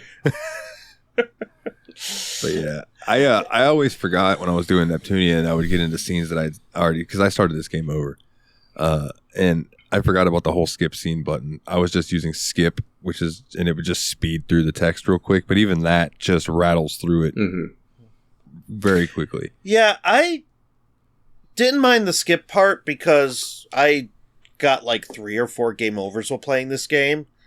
And there's events in the middle of the dungeons. So I ended up like having to skip those cutscenes a couple times just because in the 3rd dungeon, I just kept dying. I had to go back and grind it out. But also there's an auto function. So there were times when I was playing this game, I was downstairs hanging out with the dog, and I was remote playing from my PC to my TV downstairs. And I would just set that to auto and just listen to the voice acting and watch the cutscenes and pet the dog. Like Yeah, I that's was able to do that. I didn't have to worry about button pressing or any of that nonsense. You can treat it just kind of like you're watching an anime and just go through it and enjoy the banter and the dialogue. Obviously, you can't do that with the voice acted part, the non-voice acted parts. My apologies, but that's where the voice acting kind of enhanced that for me because I just could sit there and just consume it and then move on to the next part. Yeah, and the thing about that too is like I literally died when playing this game at the close to the end of the first dungeon without ever having saved my game. Ooh. I got back up to the end of that first dungeon in like 10 minutes just by skipping all of the options, like all the like dialogue, and I still did all the fighting and everything, but I was able to get back up to through that first hour of the game within like 10 minutes just by skipping all that. Here's the thing about all the Neptunia games too. Not only can you skip cutscenes like that, but you can skip fight animations with that button. So like when you're going to do one of your special moves, you can literally hold that button and hit X, and it will just take away damage and not show the cutscene at all. Like, yeah, and you can do that with your combos too. So you can burn through fucking fights when you're grinding. That comes in real handy when you're grinding because it just speeds everything along. Yeah. That was a great quality of life enhancement. I enjoyed that myself. But then there were some times where I just wanted to see Neptune just go cross combination and just beat the crap out of an enemy. Of course, Uzume's ability is also great because she basically like drill kicks the enemy and just screams into the megaphone like top of her lungs and does all this damage. I like a multiple beam laser. Yeah. That's my favorite one too because it is such a magical girl move. Like there's all the little spins and stuff in it. I adore Nepgear. She's the level-headed. You know, she's the bread that holds the sandwich together. Yeah, I agree. Yeah. So is there anything else about the game that jumped out to you guys that you wanted to touch on? Just, I think it does a lot of little things really well. Because, like, you know how, like, when you're traveling through dungeons, it can be kind of boring sometimes because you can only just, like, walk, hit a random encounter or whatever. Well, this game, there's no random encounters. All the encounters are visible on the map, so you can try to avoid them or walk right into them, do what you want to with that. But it also has this really fun feature that when you're walking through the map, you can press your button and just jump around like a goober.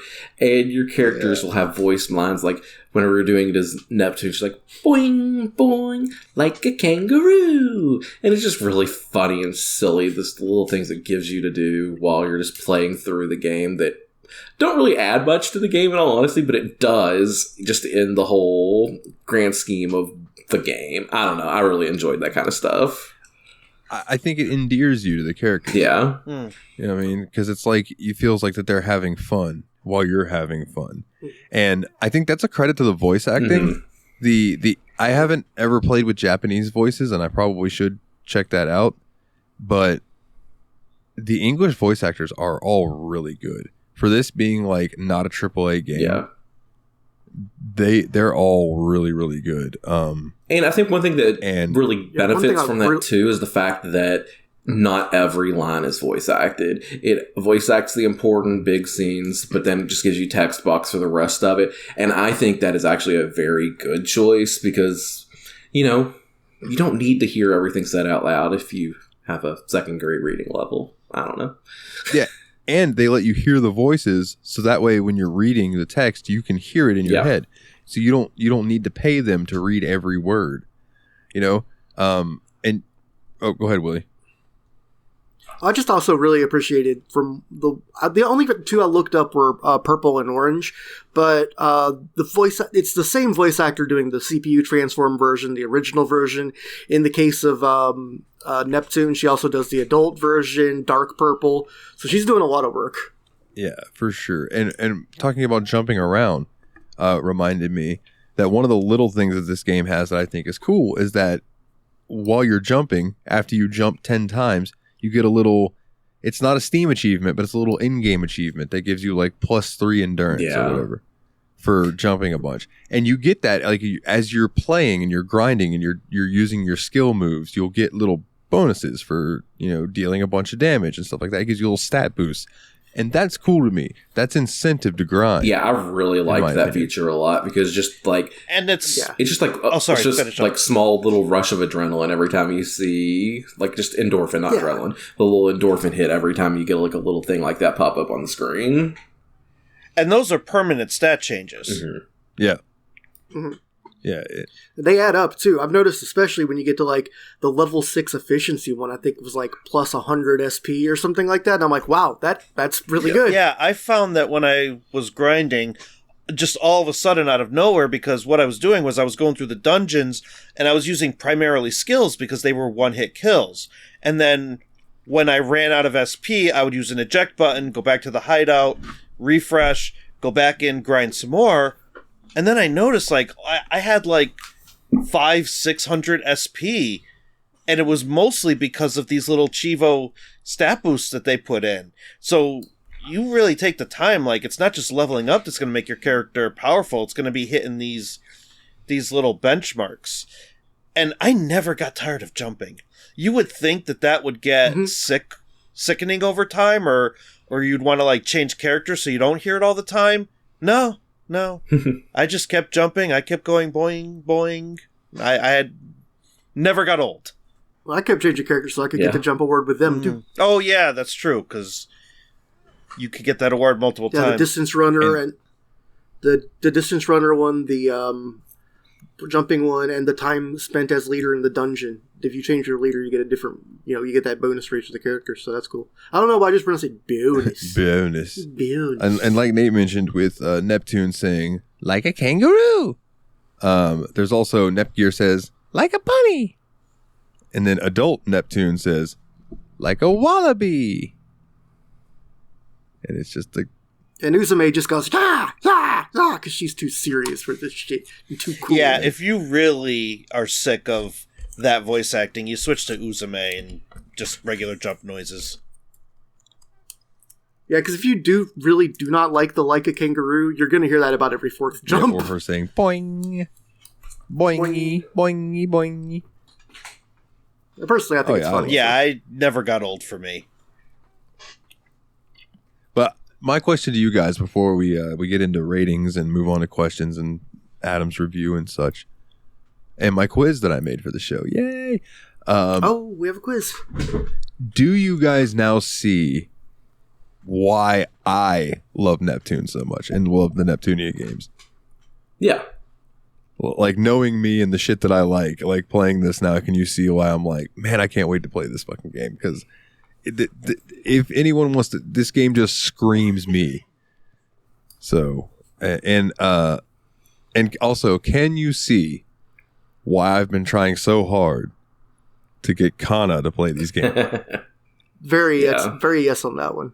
I do think that she would be very enamored of these fun little anime girls. But yeah, I mean, one thing I'm thinking is like freaking. So the main character of this game, she's kind of lazy in the sense she hates work, but she loves fighting. She's really optimistic but brash. We've basically got another Estelle Bright. Which it's easy to see why you would be, interested in that archetype of character again, because Estelle was a joy to hang out with, and I feel Neptune is as well. And actually, there's one more thing I wanted to say. There are moments in this game that you would consider fan service, but I feel like they're done tastefully. They're hilarious. So, like, there's levity. It's not a super serious sexual scene.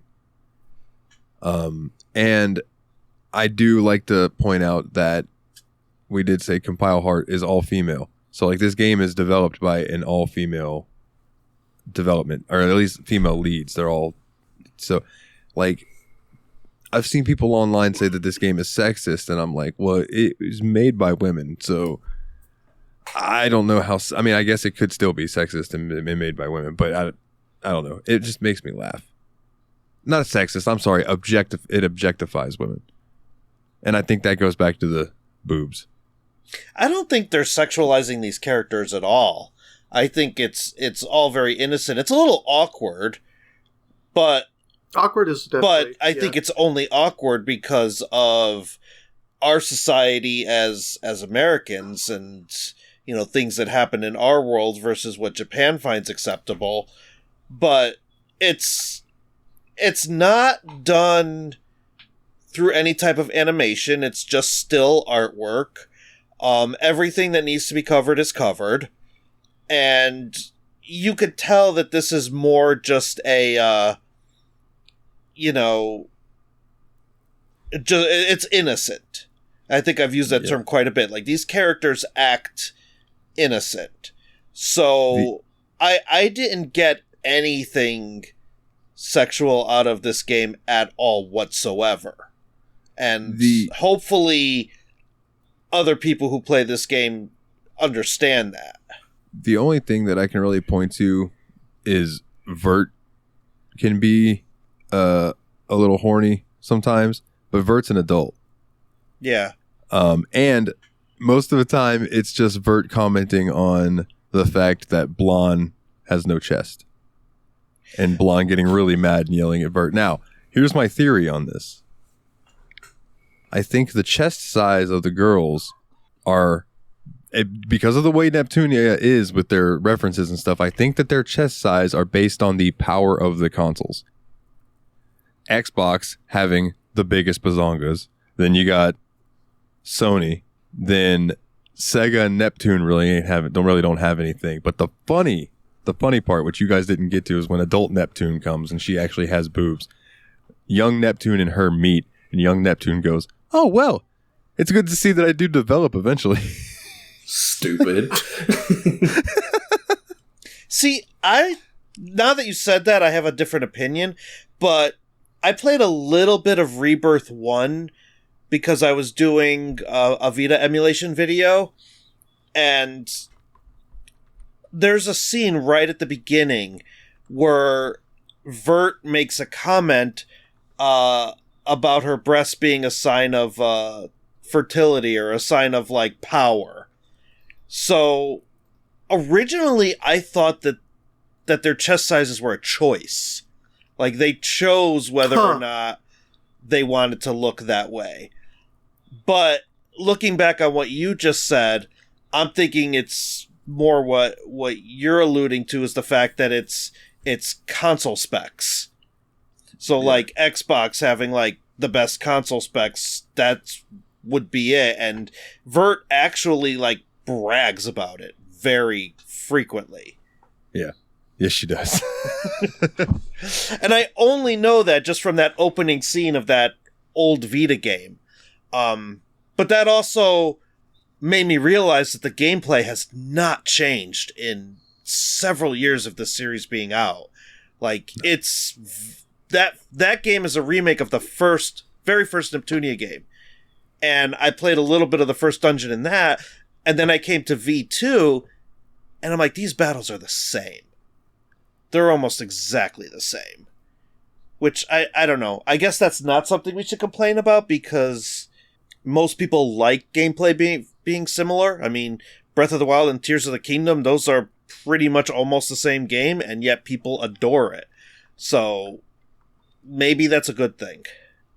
Word up. Well, boys, let's get some ratings. Let's get some ratings in. Nate, let's start with you, buddy. What would you rate Megadimension Neptunia V2?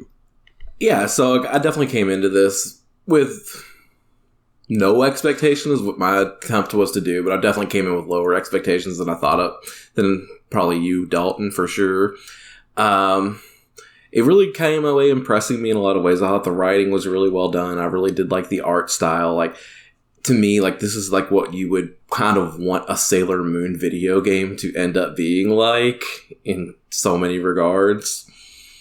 Yeah, I think overall this is just a very good video game. Like, I'm probably not coming back to it to finish it. I have too many other games that I want to go back and finish. Like, as I alluded to in this episode, Persona 5 I still need to finish, and Red Dead Redemption 2 is still calling my name. So, with all that being said, I do think this is a good game, and I would say, yeah, if it draws your eye and you think it might be interesting, play it. We're going to go 7 Neps out of 10 Neps. All right. Megalov, what about you, buddy? And yes, that is better than Starfield. It is better. It is better than Starfield. So, I don't know what I'm going to rate this. Like, I'm still going back and forth. Because it is a charming game. And it's also a dated game.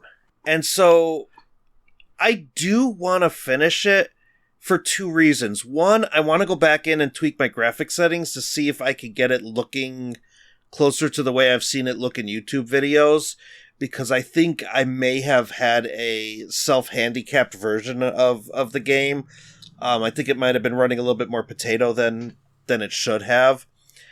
But I'm also toying with the idea of grabbing Victory 2R instead, because that is running on a different engine, and that does look more up to date, and it might be like a little bit more appealing for a modern audience.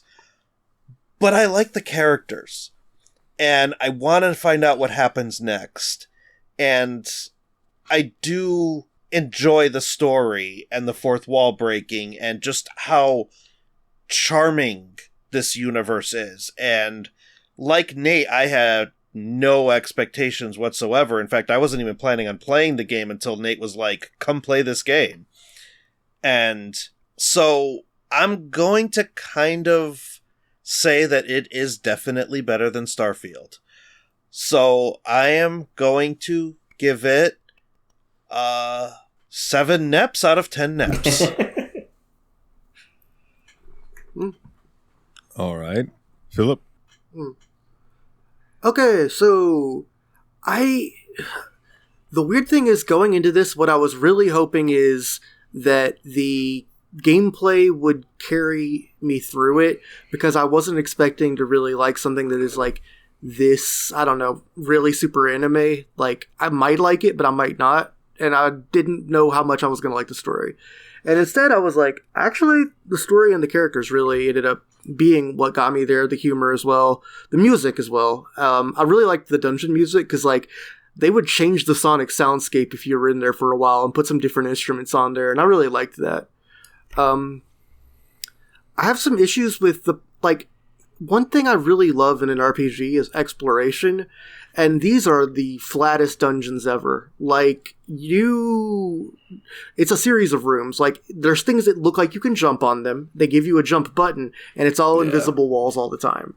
The only secrets are things hidden behind, like, a crate you can break. So I did think that was kind of a bit of a letdown. You know, there's not a lot of chances to wander off the path and go do your own thing. Fortunately, even though it is very linear, I did like what it was doing linearly. Like, at least it was giving me fun stuff to do. Combat's okay. It is very satisfying once you start figuring out how to position your characters and time the stuff out. Because, you know, it's one of those games where you can move each character a certain amount per turn, but it's not like a chessboard like the Trails games. It's more like free movement. And then there's special moves you can do if you position your character surrounding an monster, for instance. And then you could choose whether to use that resource on that or on, you know, transforming into your CPU form, which gives you a power-up. But,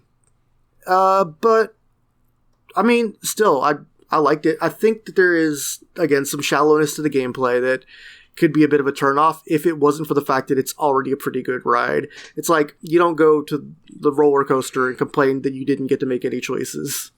So I think I do think I am going to, depending on how beefy the game Dalton picks, probably come back to this one at least a couple times and try to finish out the first chapter at minimum, because I'm attached to the storyline.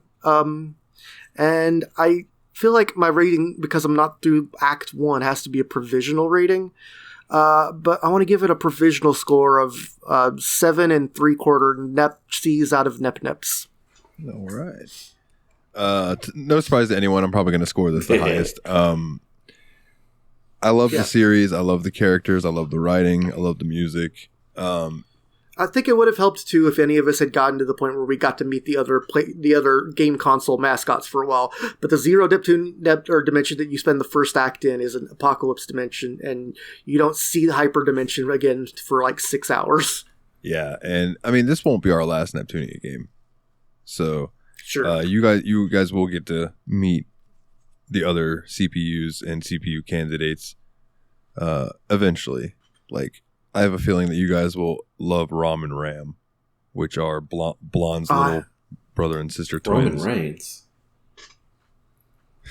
That's for a question later. But yeah, I adore it, and I really appreciate this for what it is, being an indie JRPG, basically, because it's not a AAA game by any means. But I love it. This is a pretty good one. I think I might have liked Rebirth 1 more, but that's because I beat Rebirth 1, so I got the whole story, whereas this one I only beat the first act and got into the second act, which the beginning of the second act is pretty cool. But I won't get into that. I'm going to give it 8 like a bunnies out of 10 like a kangaroo. All right. So what did Adam have to say about this one, Dalton? So Adam wrote in, and he said, here's a bit of a spiel, or spiele, if you want to get technical, if I don't make the recording. Neptunia's strength as a whole for the series is its variability and the ability to make at least a halfway decent game from each genre. You have your turn-based Super Neptunia RPG, parenthesis, ripoff of Super Mario RPG, the tactics-based Black Noir, which is Hyper Devotion Black Noir, ripoff of Tactics Ogre, and Megadimension Neptunia Blonde plus Neptune versus Zombies, which is a ripoff of DMC, which we all know was meant to be a Resident Evil game in its early stages.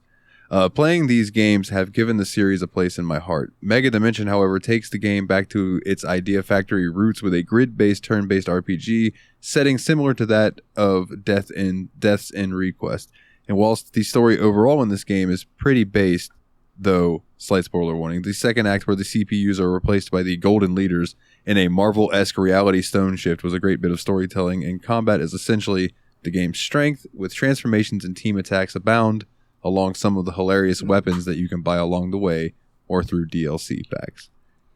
The negatives, however, are also quite numerous, with walls and walls of text, fan service that may not be for everyone considering the implied age of the characters, at least visually, and humor that those new to gaming will have a hard time understanding.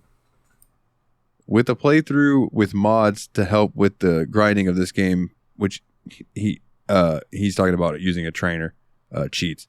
The game still took me 35 hours to complete, with unfortunately half of this being text. This is in no way a good first entry into the series itself or the JRPG genre. So sorry, boys. However, for some who is a fan of this series or the gameplay style, this will be another adventure with the characters that you have grown to find endearing and get past the wall of text. Enjoy roaming dungeons, collecting shares through city building, which I didn't even get to, and laugh your ass off. Also, best girl, as always, for Adam is Noir. 6 share crystals out of 10 zero dimensions. Strictly speaking, a lower score than any of us gave it, despite being a fan of the series as well. Yep. Yeah. So that is what Adam had to say. Fair to fair. Didn't even think of using share crystals as my... That's a really good one. Well, thank you, Adam. There's a lot that we actually didn't touch on, like the group attacks, which I never was able to figure out, so... That's okay. I could help you troubleshoot that. I think what was happening was you were probably surrounding more than one monster in your Probably, because I've only gotten it to ever really work once. But I think you have to have the EXE gauge at least to 1, and then you have to be... Mm-hmm. You have to have all your characters in that triangle. Yeah. And you also have to all be at the same transformation level. You can't have one CPU and 2 not. That's true, too. I actually had an un-CPU Uzume to get it to work the one time I got it to work. Yeah. All right, boys. Let's move on into it. This first one comes... I'm happy with that. I do have a request. Yeah. Can we skip the one from Jeremy just because it's getting super late? We could save that one for next week, boys. Okay. Sorry, Jeremy.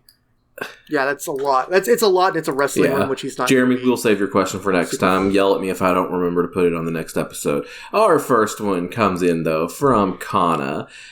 And in honor of Akira Toriyama and his influences on games, what is your favorite character designs he did? For me, it's Chrono Trigger. And yeah, this whole episode could be in honor of Akira Toriyama, because that dude was amazing, and I was really sad to hear about him passing. Yeah. It's very sudden. But yeah, a lot of people are, like my students, like the Final Fantasy XIV community, like the whole world is grieving that. yeah. And he had such an impact, like, even like just anime and games, like this dude did so much shit, but... And he was still working. Yeah. Like, he just didn't stop. He was currently still working on Sandman when this happened, right? Like... Yeah, exactly. So... But I don't think anybody's going to be surprised when I say my favorite designs are the monster designs he did for the Dragon Quest series. Like, those are some of the most iconic monsters in gaming history, and I feel like there's so many games that wouldn't exist without his art style contributing to what we know of as monsters. Like, I don't think Final Fantasy would have done it as well as they did it. I don't think that many, many series would have done it as well as they did without Akira Toriyama paving the way for monster art in video games. Do you really think we would have got where we are today if he didn't give us the slime, the first mascot enemy of a RPG? Because every RPG since then has a mascot enemy. That's a good point. I mean, my answer is short, quick, and to the point. Because this art style is what influenced every other character design he ever made, and that's Dragon Ball. Mm-hmm. Like, dude had a very specific way of drawing people and characters and hair and things like that, and it's like it never bothered me that it was the same style. It was always like, fuck yeah, we got Toriyama. Exactly. Yeah. So, like, rest in peace to a fucking legend. Yeah, my first exposure was also Dragon Ball, the original Dragon Ball, and there was something about the way he made Kid Goku that was just very endearing, and then to see that art style come across in other genres like Magus and Chrono Trigger is definitely an iconic character. Dragon Quest XI is a recent work, and my word, that is some beautiful artwork. I really love that they went with that cel-shaded look from Dragon Quest VIII on, and it really captured the hell out of Toriyama's original visions.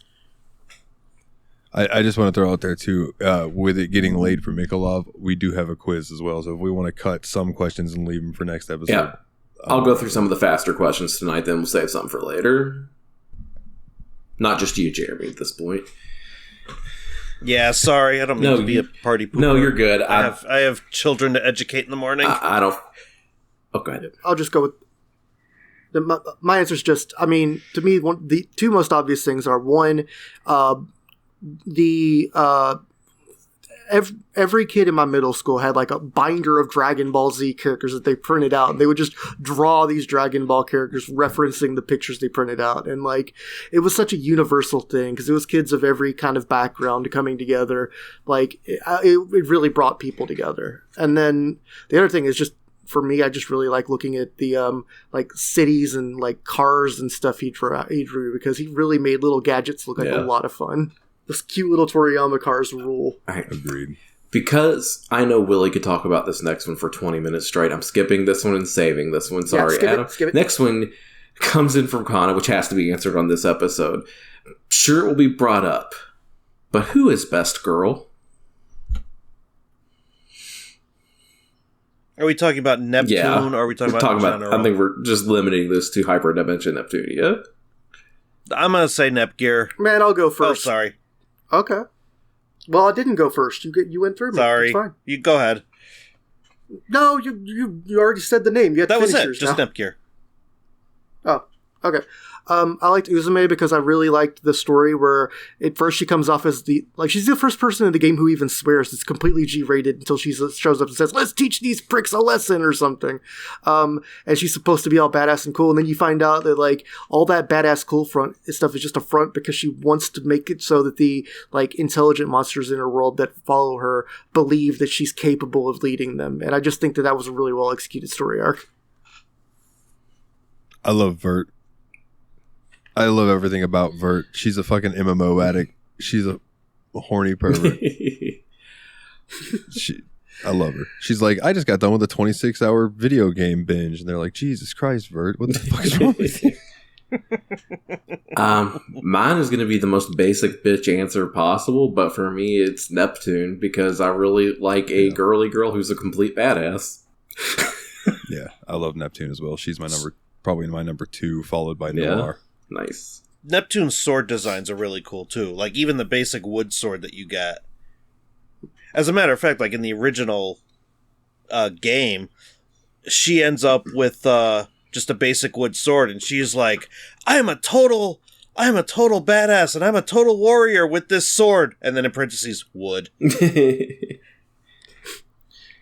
It also reminds me of again Estelle, who does all that badassery with a wooden bow staff. All right. This next question is from Mikolov. It's specifically for Willie.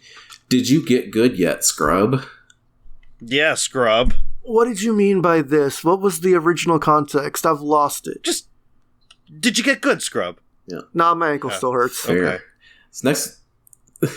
Get good soon, right? So the actual context is the last time I was on the episode, we just ragged on each other all the time. So this is just a continuation. Nah, I sucks. I suck sores. I got pwned. This next question comes in from Jeremy. Just kidding. This next question also comes in from Team Retrogue. Which host is which character from Neptunia V2? Well, Nate and Willie are Neptune and Nepgear. Which is which? Nate is Nepgear, and Willie is Neptune. So what about me, bitch? You are Uzume. No. You're the fish. No. Because I was going to say that Nikolov is Umio. 100%. I was... Oh yeah, because he got that little. I was going to say that I'm Histoire, but yeah. I'll take fish. Histoire or Umio? I mean, they all bust on Histoire too. So you can be no, I'm a walking target for jokes apparently. That's fair. So, Dalton, I would peg you as Uzume. I could see that. A badass with some ooh Yep. inside. Exactly.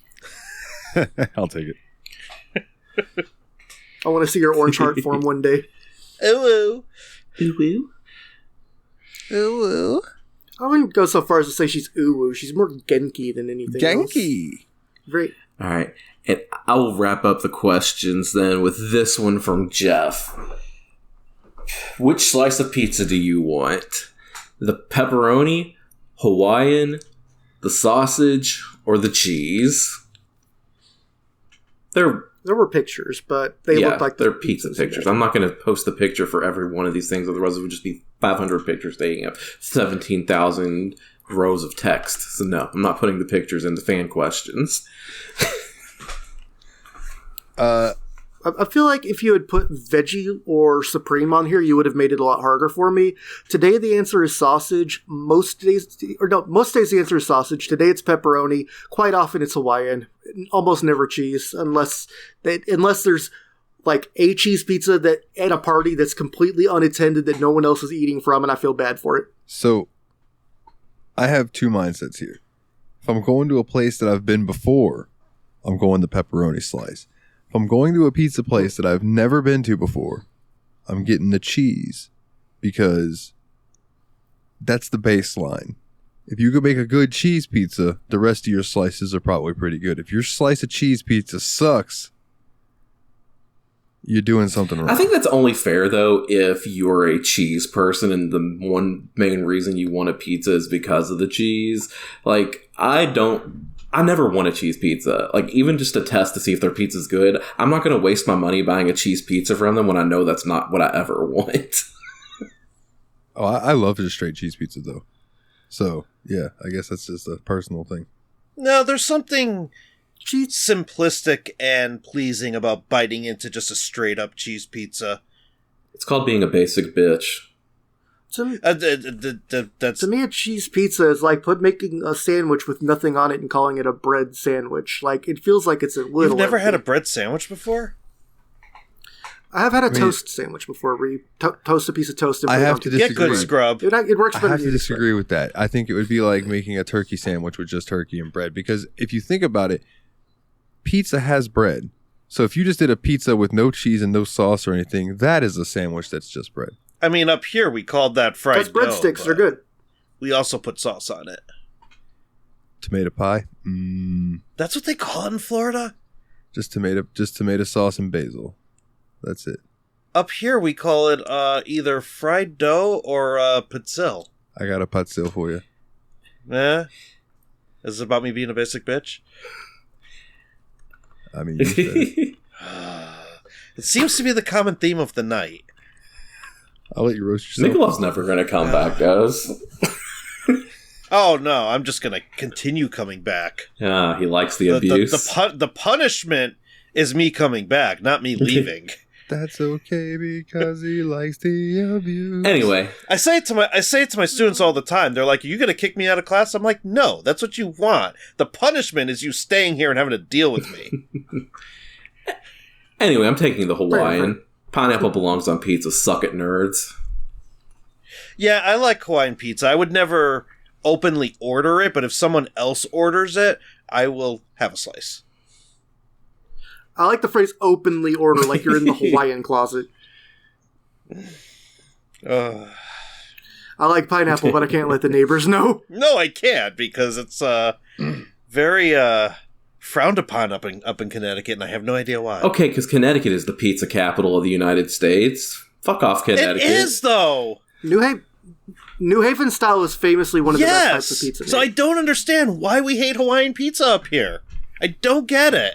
Maybe it's because it's a Greek Canadian invention and isn't even from you have to Hawaii. keep in mind, this is the state where nobody goes to Olive Garden because we have so many mom and pop Italian restaurants that going to Olive Garden is like going to McDonald's. I didn't know us. people went to Connecticut.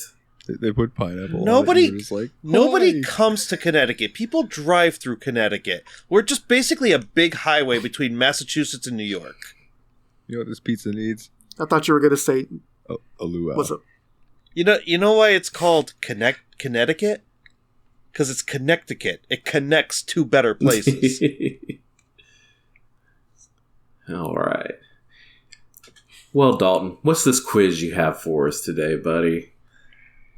This is the second annual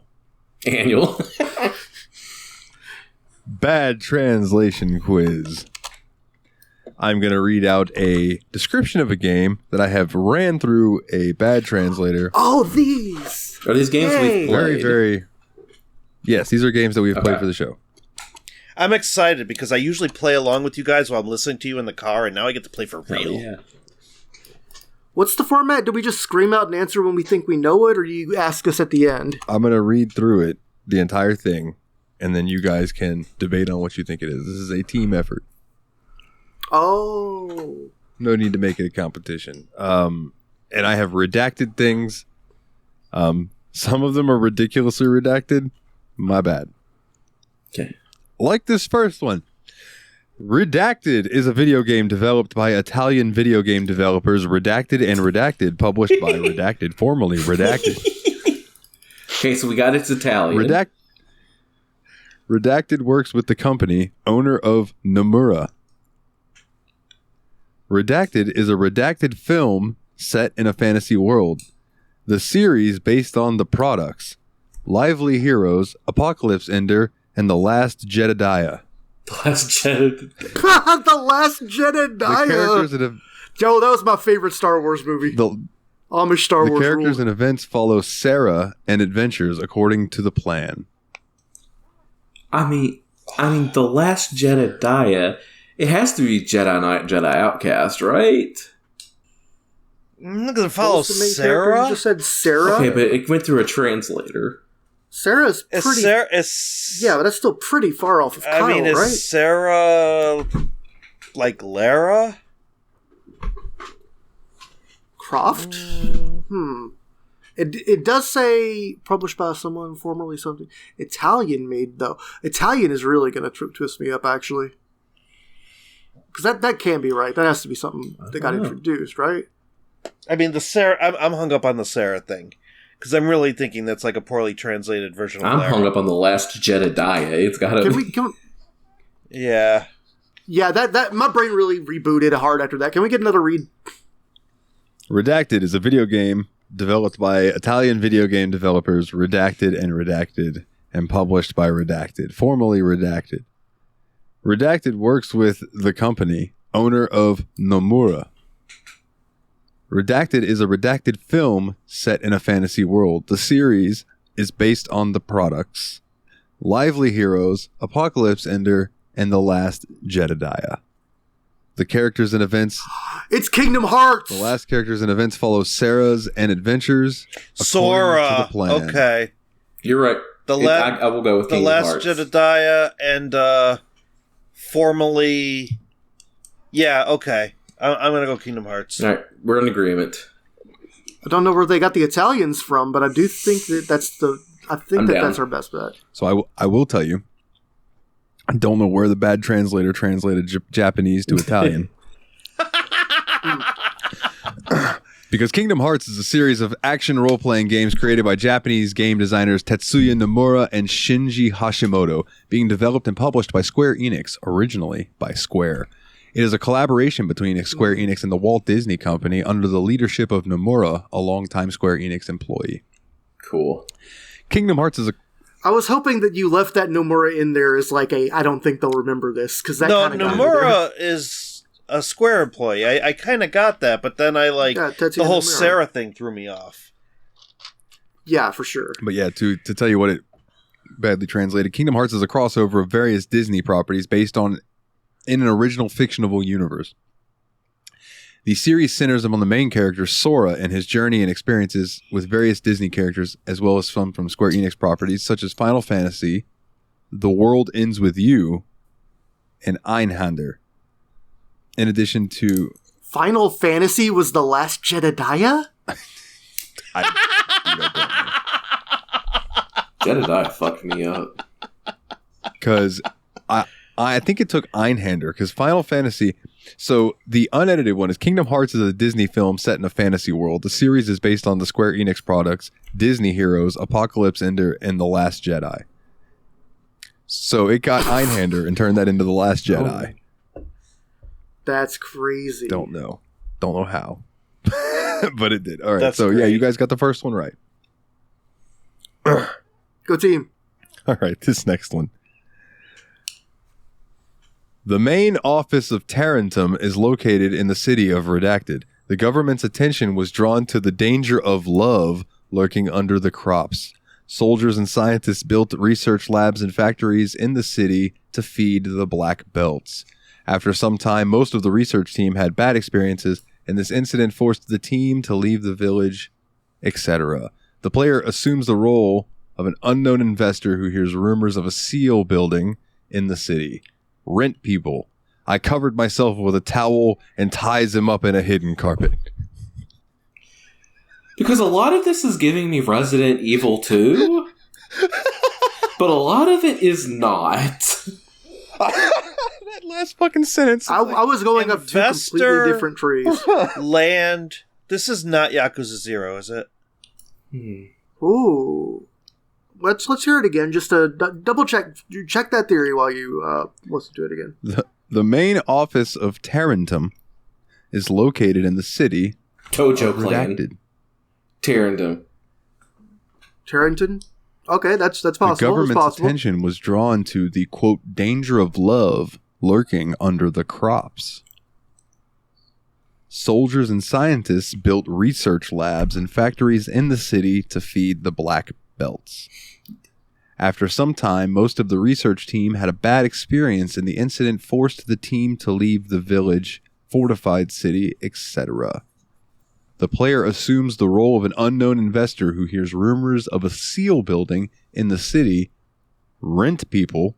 I covered myself with a towel and ties them up in a carpet.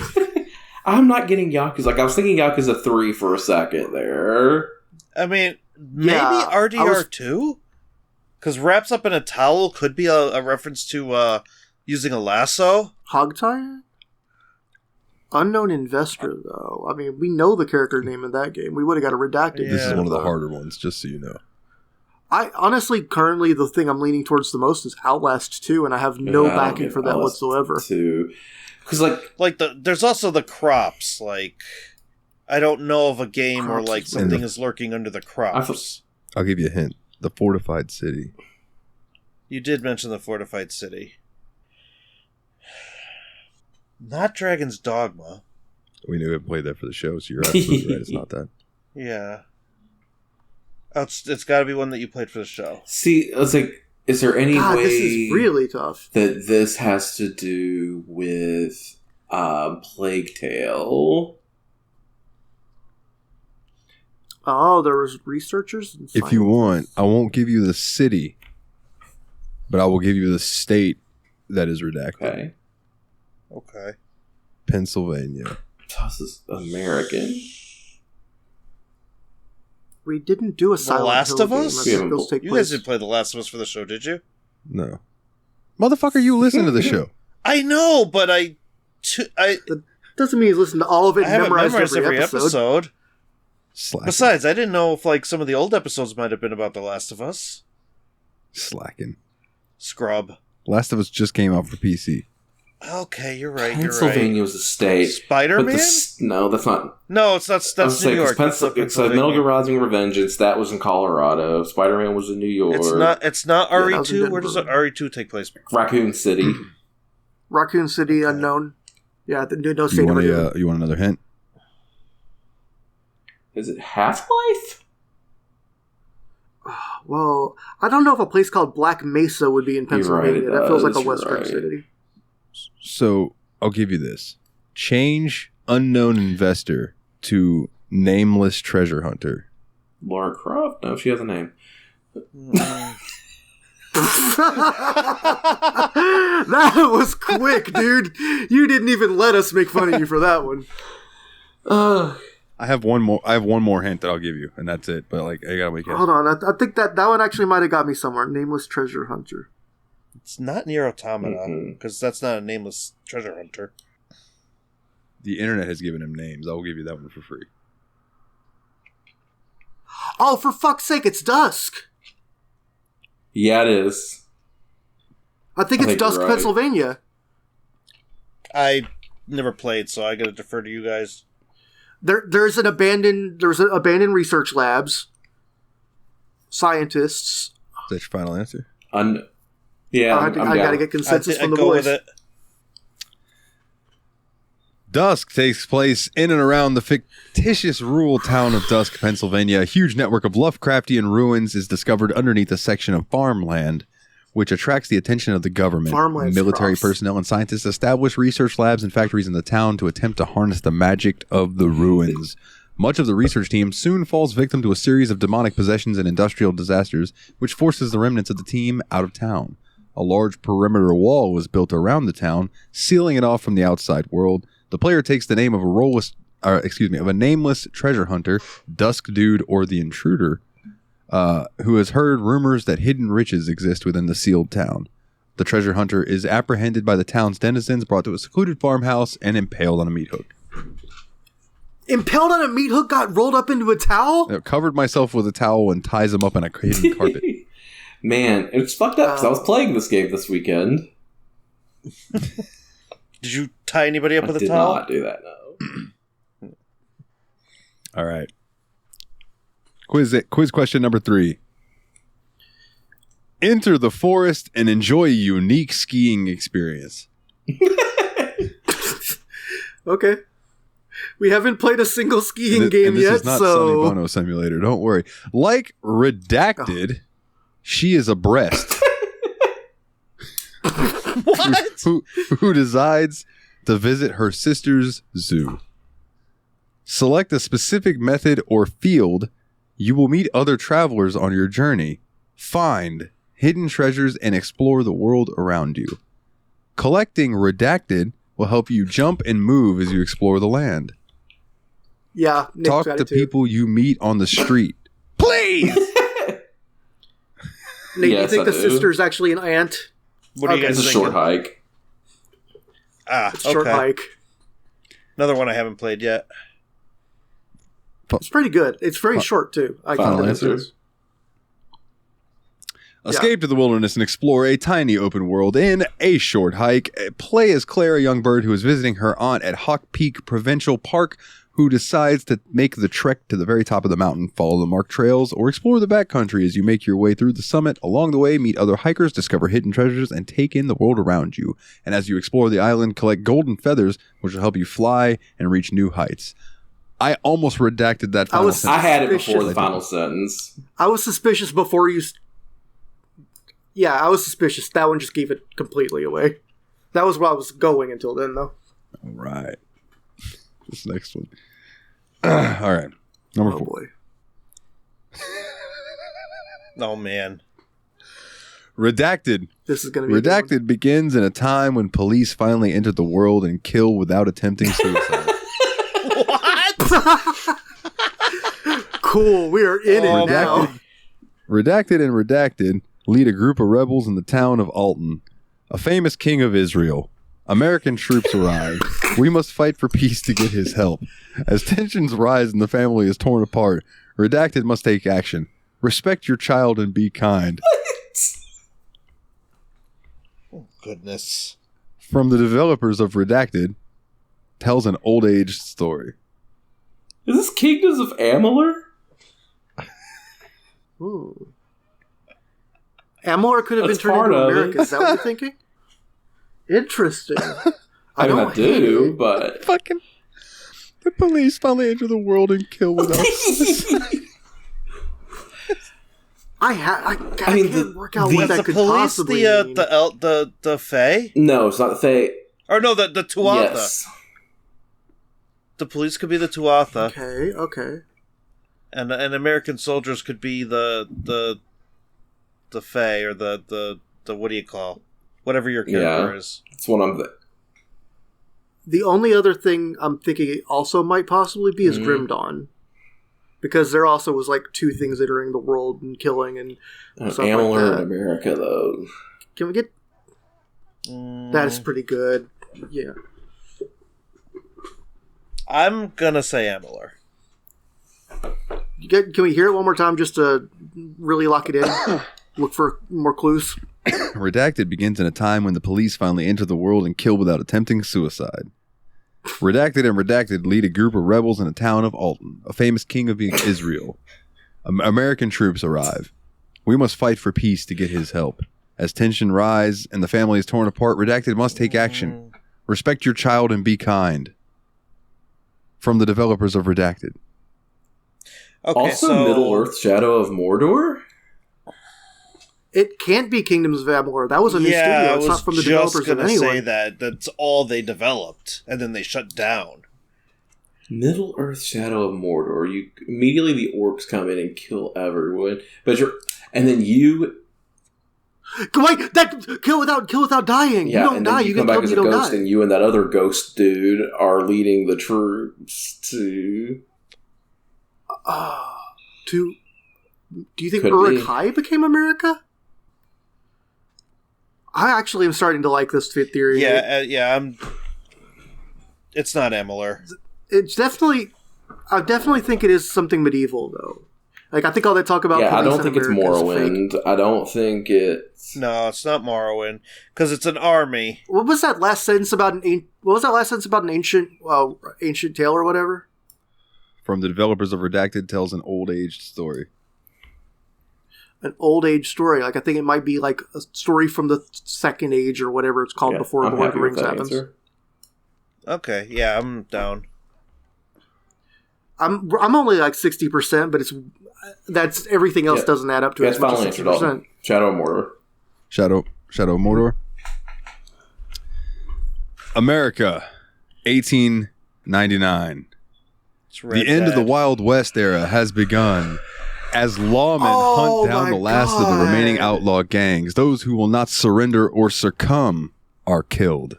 After a robbery goes badly wrong in the western town of Blackwater, Arthur Morgan and the Vanderlyn gang are forced to flee.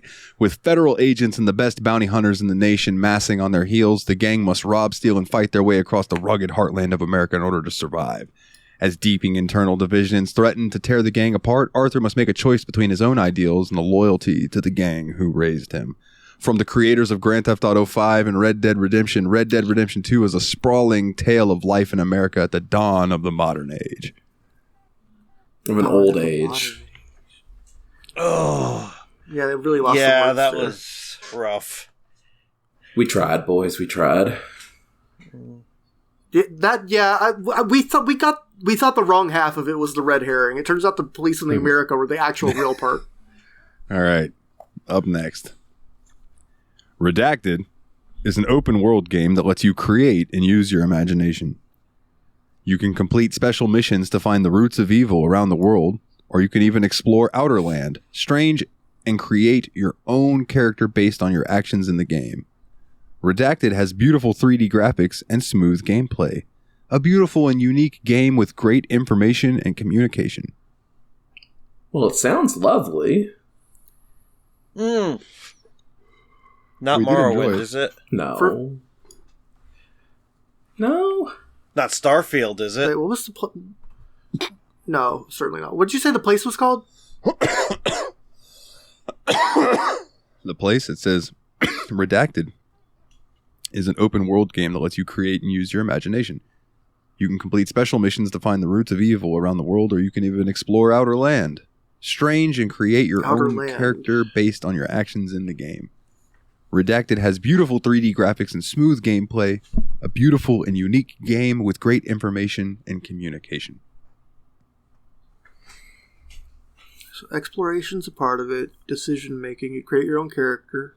Not No Man's Sky.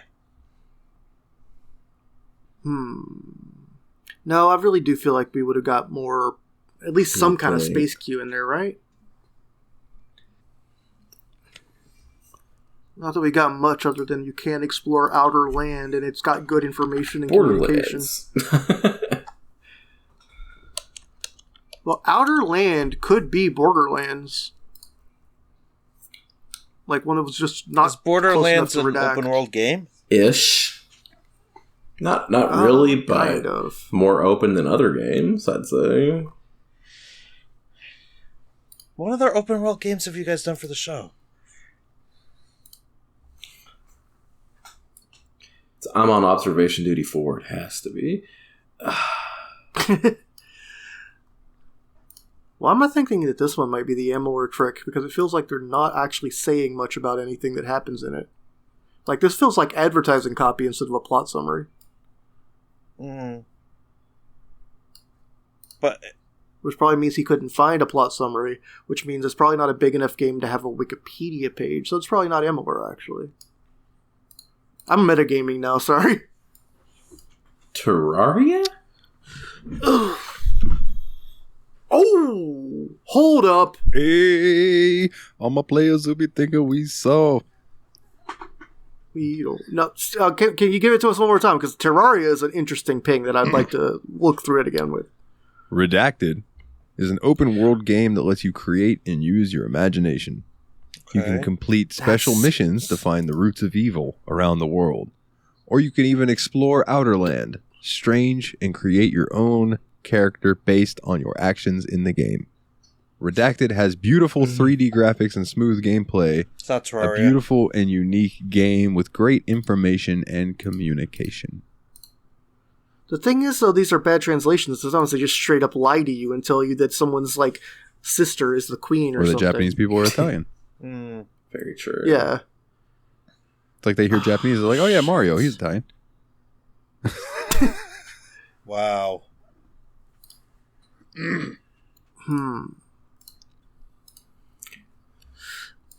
Okay, the thing is, it's just like your character is shaped by your choices, too, which is kind of weird. Whoa, what about Outer Wilds, or whatever, the one, or Worlds? The one that they play with Ryan. I can see that.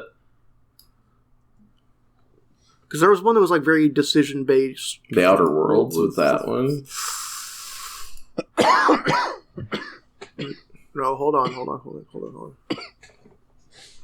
No, Roots of Evil is what's killing me. I don't know...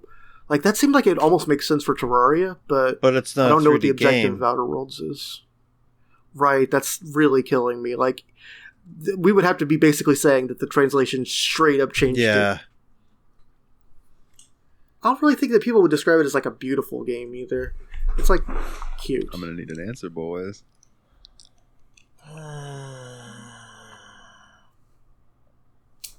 Kingdoms of Amalur. Going back there. Oh. That's what I'm... That's Go back to Kingdoms of Amalur on it. I don't think it is. I feel like it's something I think it's something we haven't even thought of yet, and I don't think I'm going to get there. I think we are just straight whiffing. We're not even in the park on this one. One more time, Dalton. I'm not. I don't want to give up on this. Redacted is an open world game that lets you create and use your imagination. You can complete special missions to find the roots of evil around the world, or you can even explore Outerland, strange, and create your own character based on your actions in the game. Redacted has beautiful 3D graphics and smooth gameplay. A beautiful and unique game with great information and communication. Okay, I'm starting to think that maybe open world is some kind of not true open world, but like a Metroidvania type thing. Like, what if Neither this of is those games are Ori 3D. or We're going back Yoku? to that thing. Yeah, I know. It's That's Trails in killing the me. Sky, is it? That's not 3D either. Nah, that. And there would have been a plot summary somewhere. It's kind of why I like Terraria, is it doesn't have a plot, so you can only really describe the game. True. The only other game I could think of, and I don't think it's even fits the description, would be Next Amount Extinction. I don't see that one for this at Interesting. all. You do have some exploring, but I mean, that is an open world game, but not necessarily the use your imagination, not necessarily the 3D graphics. Your choices don't make... That's the thing with both of them. Like, I don't know. This one seems out of reach. This one's hard. yeah, it's lying to us somewhere. We just have to guess where. Nate, if you want to stick to Terraria, I'm I'm between Terraria and Kingdoms of Amalur. Let's go you. Kingdom as a... You Let's go pick whichever Kingdoms. one. I'll Kingdoms, then let's go. pick whichever one you want, and I'll go with you. Okay, you got Kingdoms. I will tell you guys, there is one thing in this one that I did not redact because I figured that this one needed one help. And you guys have already said the name of the game, Outlander, because an epic open-ended single-player RPG, Morrowind, allows you to create and play any kind of character imaginable. You can choose to follow the main story and find the source of evil that blight and plagues the world, or set off on your own to explore strange locations and develop your character based on your actions throughout the game. Featuring stunning 3D graphics, open-ended gameplay, and incredible level of detail and interactivity, Morrowind offers a gameplay experience like no other. I knew I should have gone with my first instinct. Yeah, we kind of threw that one away too quick, I'm afraid. Damn. I left in Outerland because I thought that y'all would piece together Outlander. Yeah, Outlander. Yeah. No, that was a good hint. That just. Yeah, but I fixed on it for a moment, but then I would have gotten Borderlands from that because, Outerland, Borderland. Yep. It's because you're in that's where my brain went there too. You can't say that. All right, up next. This one was translated really bad, but I left it in because it's funny. So if you guys don't get this one, I'm not going to hold it against you. Final V, Redacted. Oh my god. Is the first list of fun games for dogs from Redacted. He continues his quest to discover the secrets of humanity. Redacted Man leaves the sun and lives on Earth. Join a new team of Redacted to explore the world in this fun and exciting game from It's Not Mine.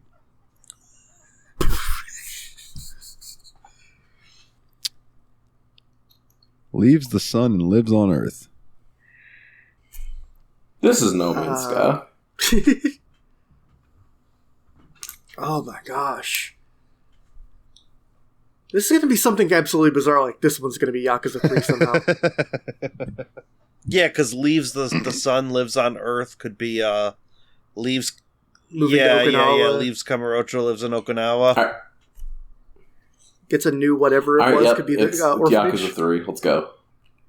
Just because this is fucking gibberish, dude. We got nothing. Yeah, It's Yakuza 3. Starfield is the first new universe in over 25 years from Bethesda Game Studios, the award-winning creators of the Elder Scrolls V, Skyrim, and Fallout 4. In this next-generation role-playing game set amongst the stars, create any character you want and explore the unparalleled universe, or unparalleled freedom as you embark on an epic journey to answer humanity's greatest mysteries.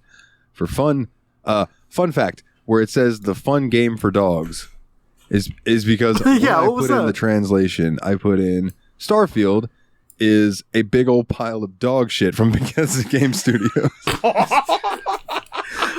I don't know if we were supposed to badly be able to get That's why I said I'm not going to hold that one against you. Okay. All right. You adulterated the soup. Redacted is an 808 horror racing game. Use Redacted. I want to play that. Use Redacted to kill monsters, attack saints, and get protection. Primitive forests, abandoned temples, villages, etc. Explore a world full of fear, darkness, and secrets. 808. Could be 505 games. I do want to point out, we have not played a racing game. Especially not a horror racing game, which is a genre I'm not sure that even exists, but I'd be happy to play it. Should. Yeah, that should. One more time. I think I've played like 2 horror racing games. I mean, here's the thing. It involves vehicles and horror and a number in the publisher or developer, maybe. Team 17's Dredge? Okay, that's interesting. A fishing game, it's like diving became driving somehow. Would you like to hear it? I like that. Let's hear it again. That's a really good one to look for. Redacted is an 808 horror racing game. Use Redacted to kill monsters, attack saints, and get protection. Primitive forests, abandoned temples, villages, etc. Explore a world full of fear, darkness, and secrets. The other one that jumps out to me is Faith, the one? Unholy Trinity. I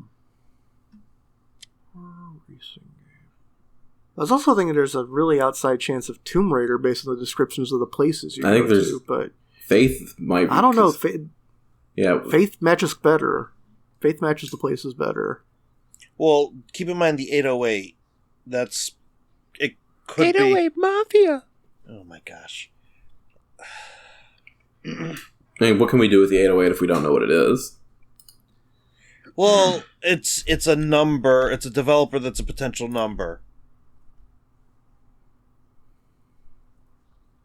Or it's just something that got turned into a number because it phonetically sounded like one when it got sent through a language. Also true.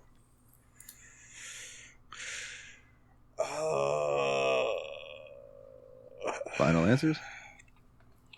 I'm gonna say Tomb Raider. Because when you say 808... 808 could be that it is an 8-bit game that takes place in the 80s. It could also also 80s. be 2008, which was when Tomb Raider came out. Oh, that's interesting, actually. Shit. Dalton, can we get another read? I'm going to look for clues about either game. Well, I can tell you Tomb Raider didn't come out in 2008. Not the original. Didn't you guys play the that crappy came out in one? 2015, 2016.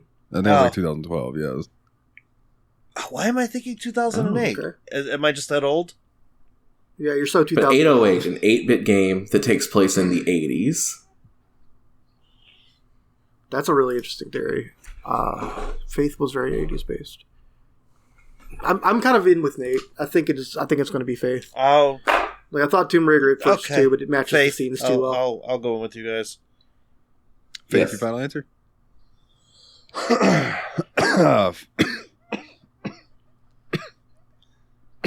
Damn, sorry. Faith is a pixel horror game inspired by the classic 8-bit gaming era and the satanic scare of the 1980s. Use your 80s and 8, you got Use it! your holy crucifix to perform exorcisms, fight back against possessed cultists, and cleanse haunted objects. Discover a world of dread, isolation, and mystery as you explore haunted forests, abandoned churches, and the inner sanctums of a satanic cult. That was the sickest Good read job, of all Nate. time, Nate. How the hell did you figure out what 808 actually A meant? genius. That was good shit. That is the best. All right. Oh, so proud of you. That is the master stroke of the night. Redacted knew the days with the people of Kurdu were over. Redacted lives peacefully in the countryside with her son. The 5th generation returns to the island of glory, but a terrible war destroys the dodo. Dojo? Carrillo Damn. went from Redacted to town to talk to the representatives, but Rasco, also known as the Big Lizard, won the battle. There is only one in the world. This has to be Yakuza. It has to be Yakuza 3. Just because Kiryu. Oh, Carrie! I didn't even catch Carrie. Oh my god. Yeah, that definitely sounds like it went to and like the Big Hawaii Lizard. and back. Oh, the Big Lizard. Duh. Okay. Yakuza yeah. 3. Yeah, we're all in. Kazuma Kiryu thought his Tojo clan days were behind him. He and the young girls in his Yeah. care, Haruka Sawamura, have built a peaceful life in the ashes of conflict. All it took was a single gunshot to shatter that peace. Yukio Tarada, the 5th chairman of the Tojo clan, has been assassinated. With war on the horizon, the legendary dragon of Dojima is pulled back into the world Giant he lizard. wanted to leave behind. That's what a Kiryu dragon must is. travel to Sultanbori, Osaka, in an attempt to broker the peace between rival clans, but Ryuji Goda, known as the Dragon of Kansai, will stop at nothing to get his war. In this world, there can be only one Yakuza dragon. 2. Damn. Close. We got close. We got as close as we could have without going into it. Close. The thing is, he like gets out and they pull him back in every game. Yeah. And it sounded just as much like 3s too. Okay, this next one is my fucking favorite. Okay. Let's go. God has returned to us. Finally. Powerful, complete. I don't ready for even need. action. I don't need Powerful anyone. This weapon. is Duke Nukem. Of pure, unadulterated joy. Guests hit the mirror wearing God's shoes. However, the Lord is only one who can save lives, so police and criminals cannot kill the gay, What? but cannot fight the Good, man who thank God. does it. Demonstrate the role of saving lives of people and children. Anal is king. It has a variety of passive weapons and cooperation. Hours of combat in different game modes will entertain you. Anal is king. Anal is king.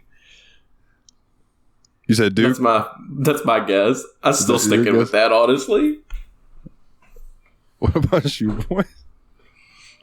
I would like to hear it again because that one was so wild, and Nathan immediately threw Duke Nukem into my head. Now I'm having a lot of trouble getting anything Yeah, else. I'll read it Duke. one more time. You're going to go with Duke as well? I'm All gonna right, go I'll read it with one more Duke. time for Willie. God has returned to us. Powerful, complete, ready for action. A powerful weapon of pure, unadulterated joy. Guests hit the mirror wearing God's shoes. However, the Lord is the only one who can save lives, so the police and criminals cannot kill the gay. But can... Duke keeps getting translated into Lord and then Lord into God. Yeah, Nate's right. It's Duke Nukem. The king is back, baby. Cocked, loaded, and ready for action, Duke delivers an epic, ass-kicking, massive weapon, giant explosions, and pure, unadulterated fun. Put on the shades and step into the boots of Duke Nukem. The alien hordes are invading, and only Duke can save the world.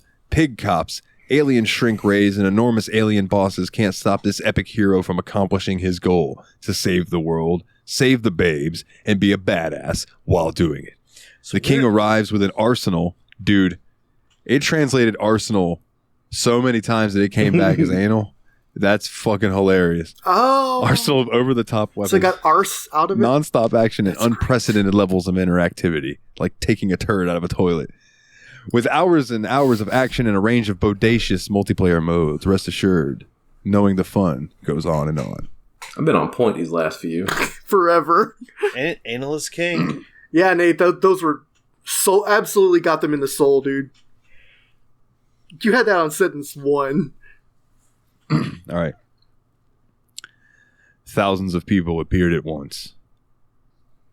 Zion Soulless was born underground, far from Earth. It was light years ahead of anything I had seen. He did not try to speak. He does not respond to her messages. They attack everything and destroy everything in their path. As head of Redacted, he knew nothing about war, but that all changes when you travel to wider areas and encounter new enemies. Then the ship sank. When he saw this miracle, his heart wept. There he made other players. Know your relationship with your dog. now everything has changed. I tried to read that so serious. I didn't get through that last fucking line. I was really reading that as Half-Life for a really long time, and then you threw like a spanner at me. You want to hear it again? You want to try Yeah. to parse it? Witch. Yeah, because now I have the dog made me think Blair Witch is what I'm listening for now. Thousands of people appeared at once. Zion Soulless was born underground, far from Earth. It was light years ahead of anything I had seen. He did not try to speak. He does not respond to her messages. They attack everything and destroy everything in their path. As the head of the Redacted, he knew nothing about war. But all that changes when you travel to the wider areas and encounter new enemies. Then the ship sank.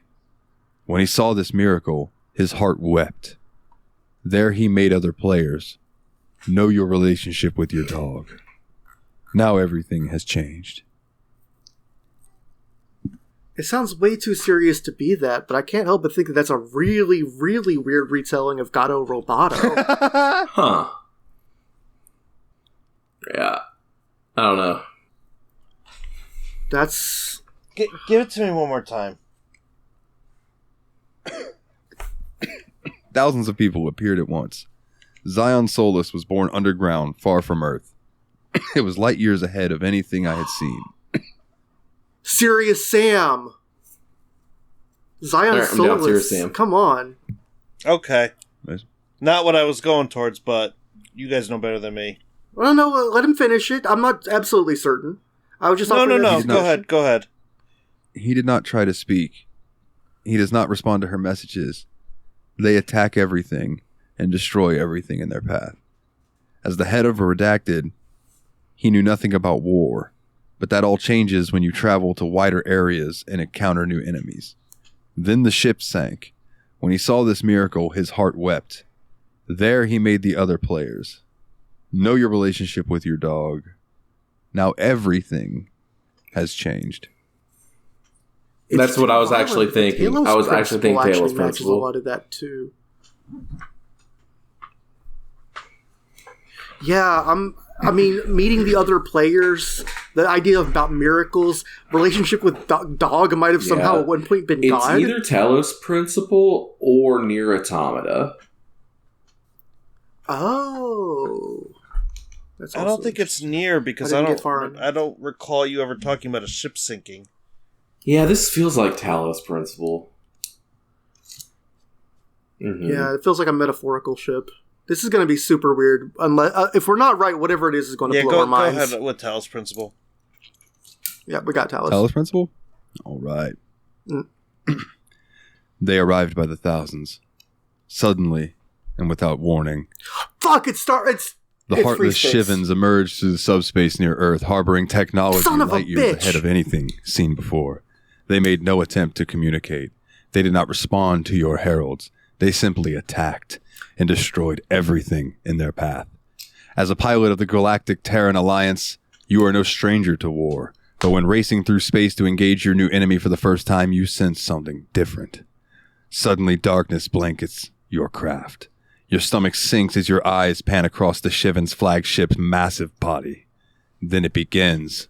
Swarms of fighters pouring from the belly of the flagship and scream towards you. You are about to discover everything you thought you knew about space combat. Just changed. It's Free Space 2. So, what does that have to do with your dog?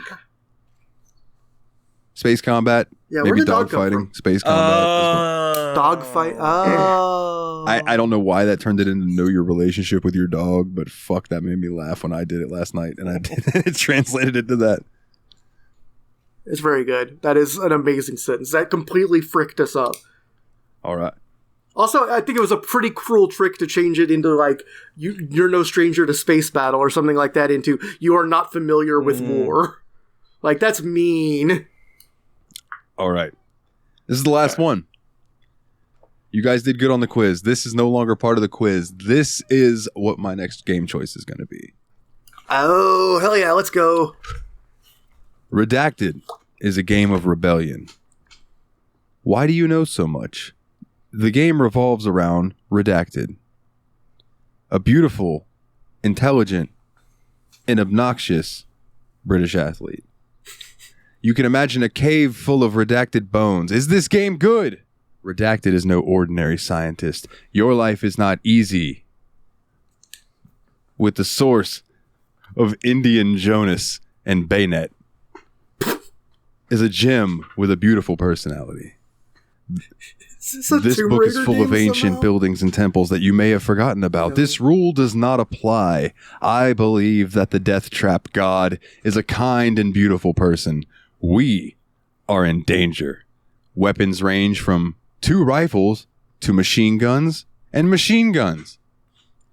You can check the results. Redacted was the first person to cross the Atlantic using new technologies. The first story in the second series is about the Chinese emperor's visit to the forest below the river. An old woman comes home and becomes a ghost. There is also a third line. This only affects the recording time. This also affects the choice of the next project goal. Here, you command a group of evil tech warriors who rule in an alien world. I think you guys are playing Tomb Raider. I thought that was going to be like a Tomb Raider remastered trilogy, if there is such a thing. Dalton's been talking about a lot. I'm thinking it's Uncharted because I'm going to be a dick and say something different. All right, so we got two Tomb Raiders and a Uncharted. Uncharted's not on PC, Is it not? Uncharted 4 is. Oh, okay. I didn't know Thieves' that. End. Tomb Raider is a game that needs no introduction, but if for some reason you are not familiar with the series, then these games are about the adventures of the beautiful, intelligent, and athletic British archaeologist Lara Croft. You might think that this job is mostly digging holes and dusting bones. How could a game like that possibly be fun? Well, Lara Croft is anything but ordinary archaeologist, and her life is anything but boring. Lara Croft Tomb Raider occupies an interesting niche between Indiana Jones and Bayonetta. She is a relic hunter who can kick butt and take names with the best of them. Now, here is the part that I need help from you boys. This is Tomb Raiders 1, 2, and 3 remastered. I love all three of them. I'm going to give you the descriptions of each of the three, and I want y'all to weigh in on which one you think sounds the most interesting, because I'm okay with any of the three. In the first game, Lara seeks a powerful artifact, the Scion, that seems to be the key to finding the mythical island of Atlantis. In the second game of the series, our sexy archaeologist follows the trial of the mystical dagger of Jian, which is a weapon used by the first emperor of China, and is said that by plunging the dagger into one's heart, the bearer turns into a dragon. The third game features non-linear gameplay, meaning you can choose not only the way in which you complete a level, but also your next destination in the story. Here, you fight against an evil corrupt corporation, RX Tech, that has come into possession of a strange meteorite apparently imbued with unique properties. Which one of those sounds the most interesting to you? And then I'll tell you which one's my favorite.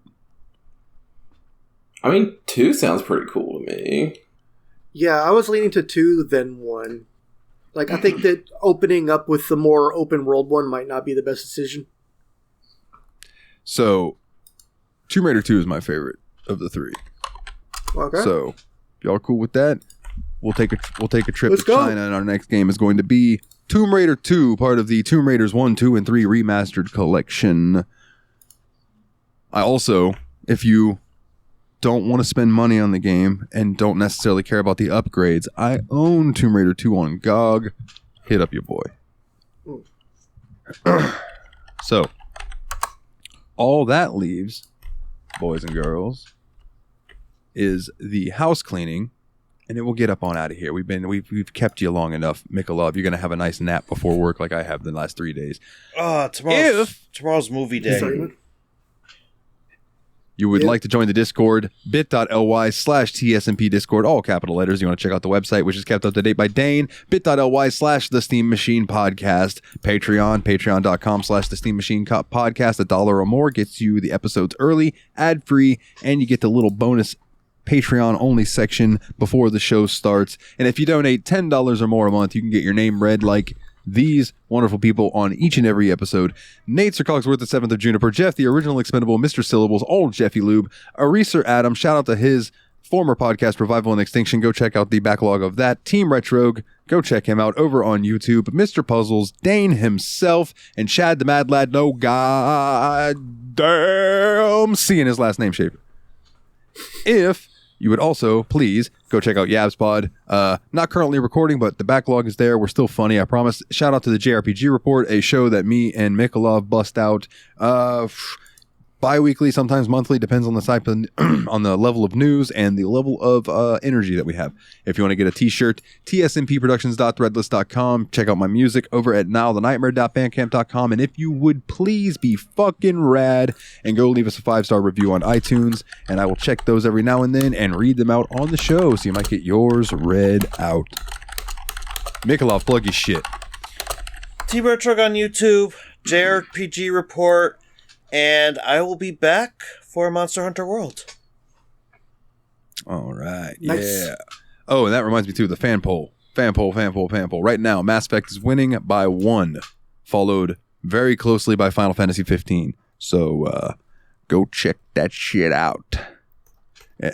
Looks like we're RPGing a lot this year. I'm okay with it. For Yeah, the not a complaint. Destructo Bros, for Team Retrogue, my name is Dalton, and as always, everybody, take it easy.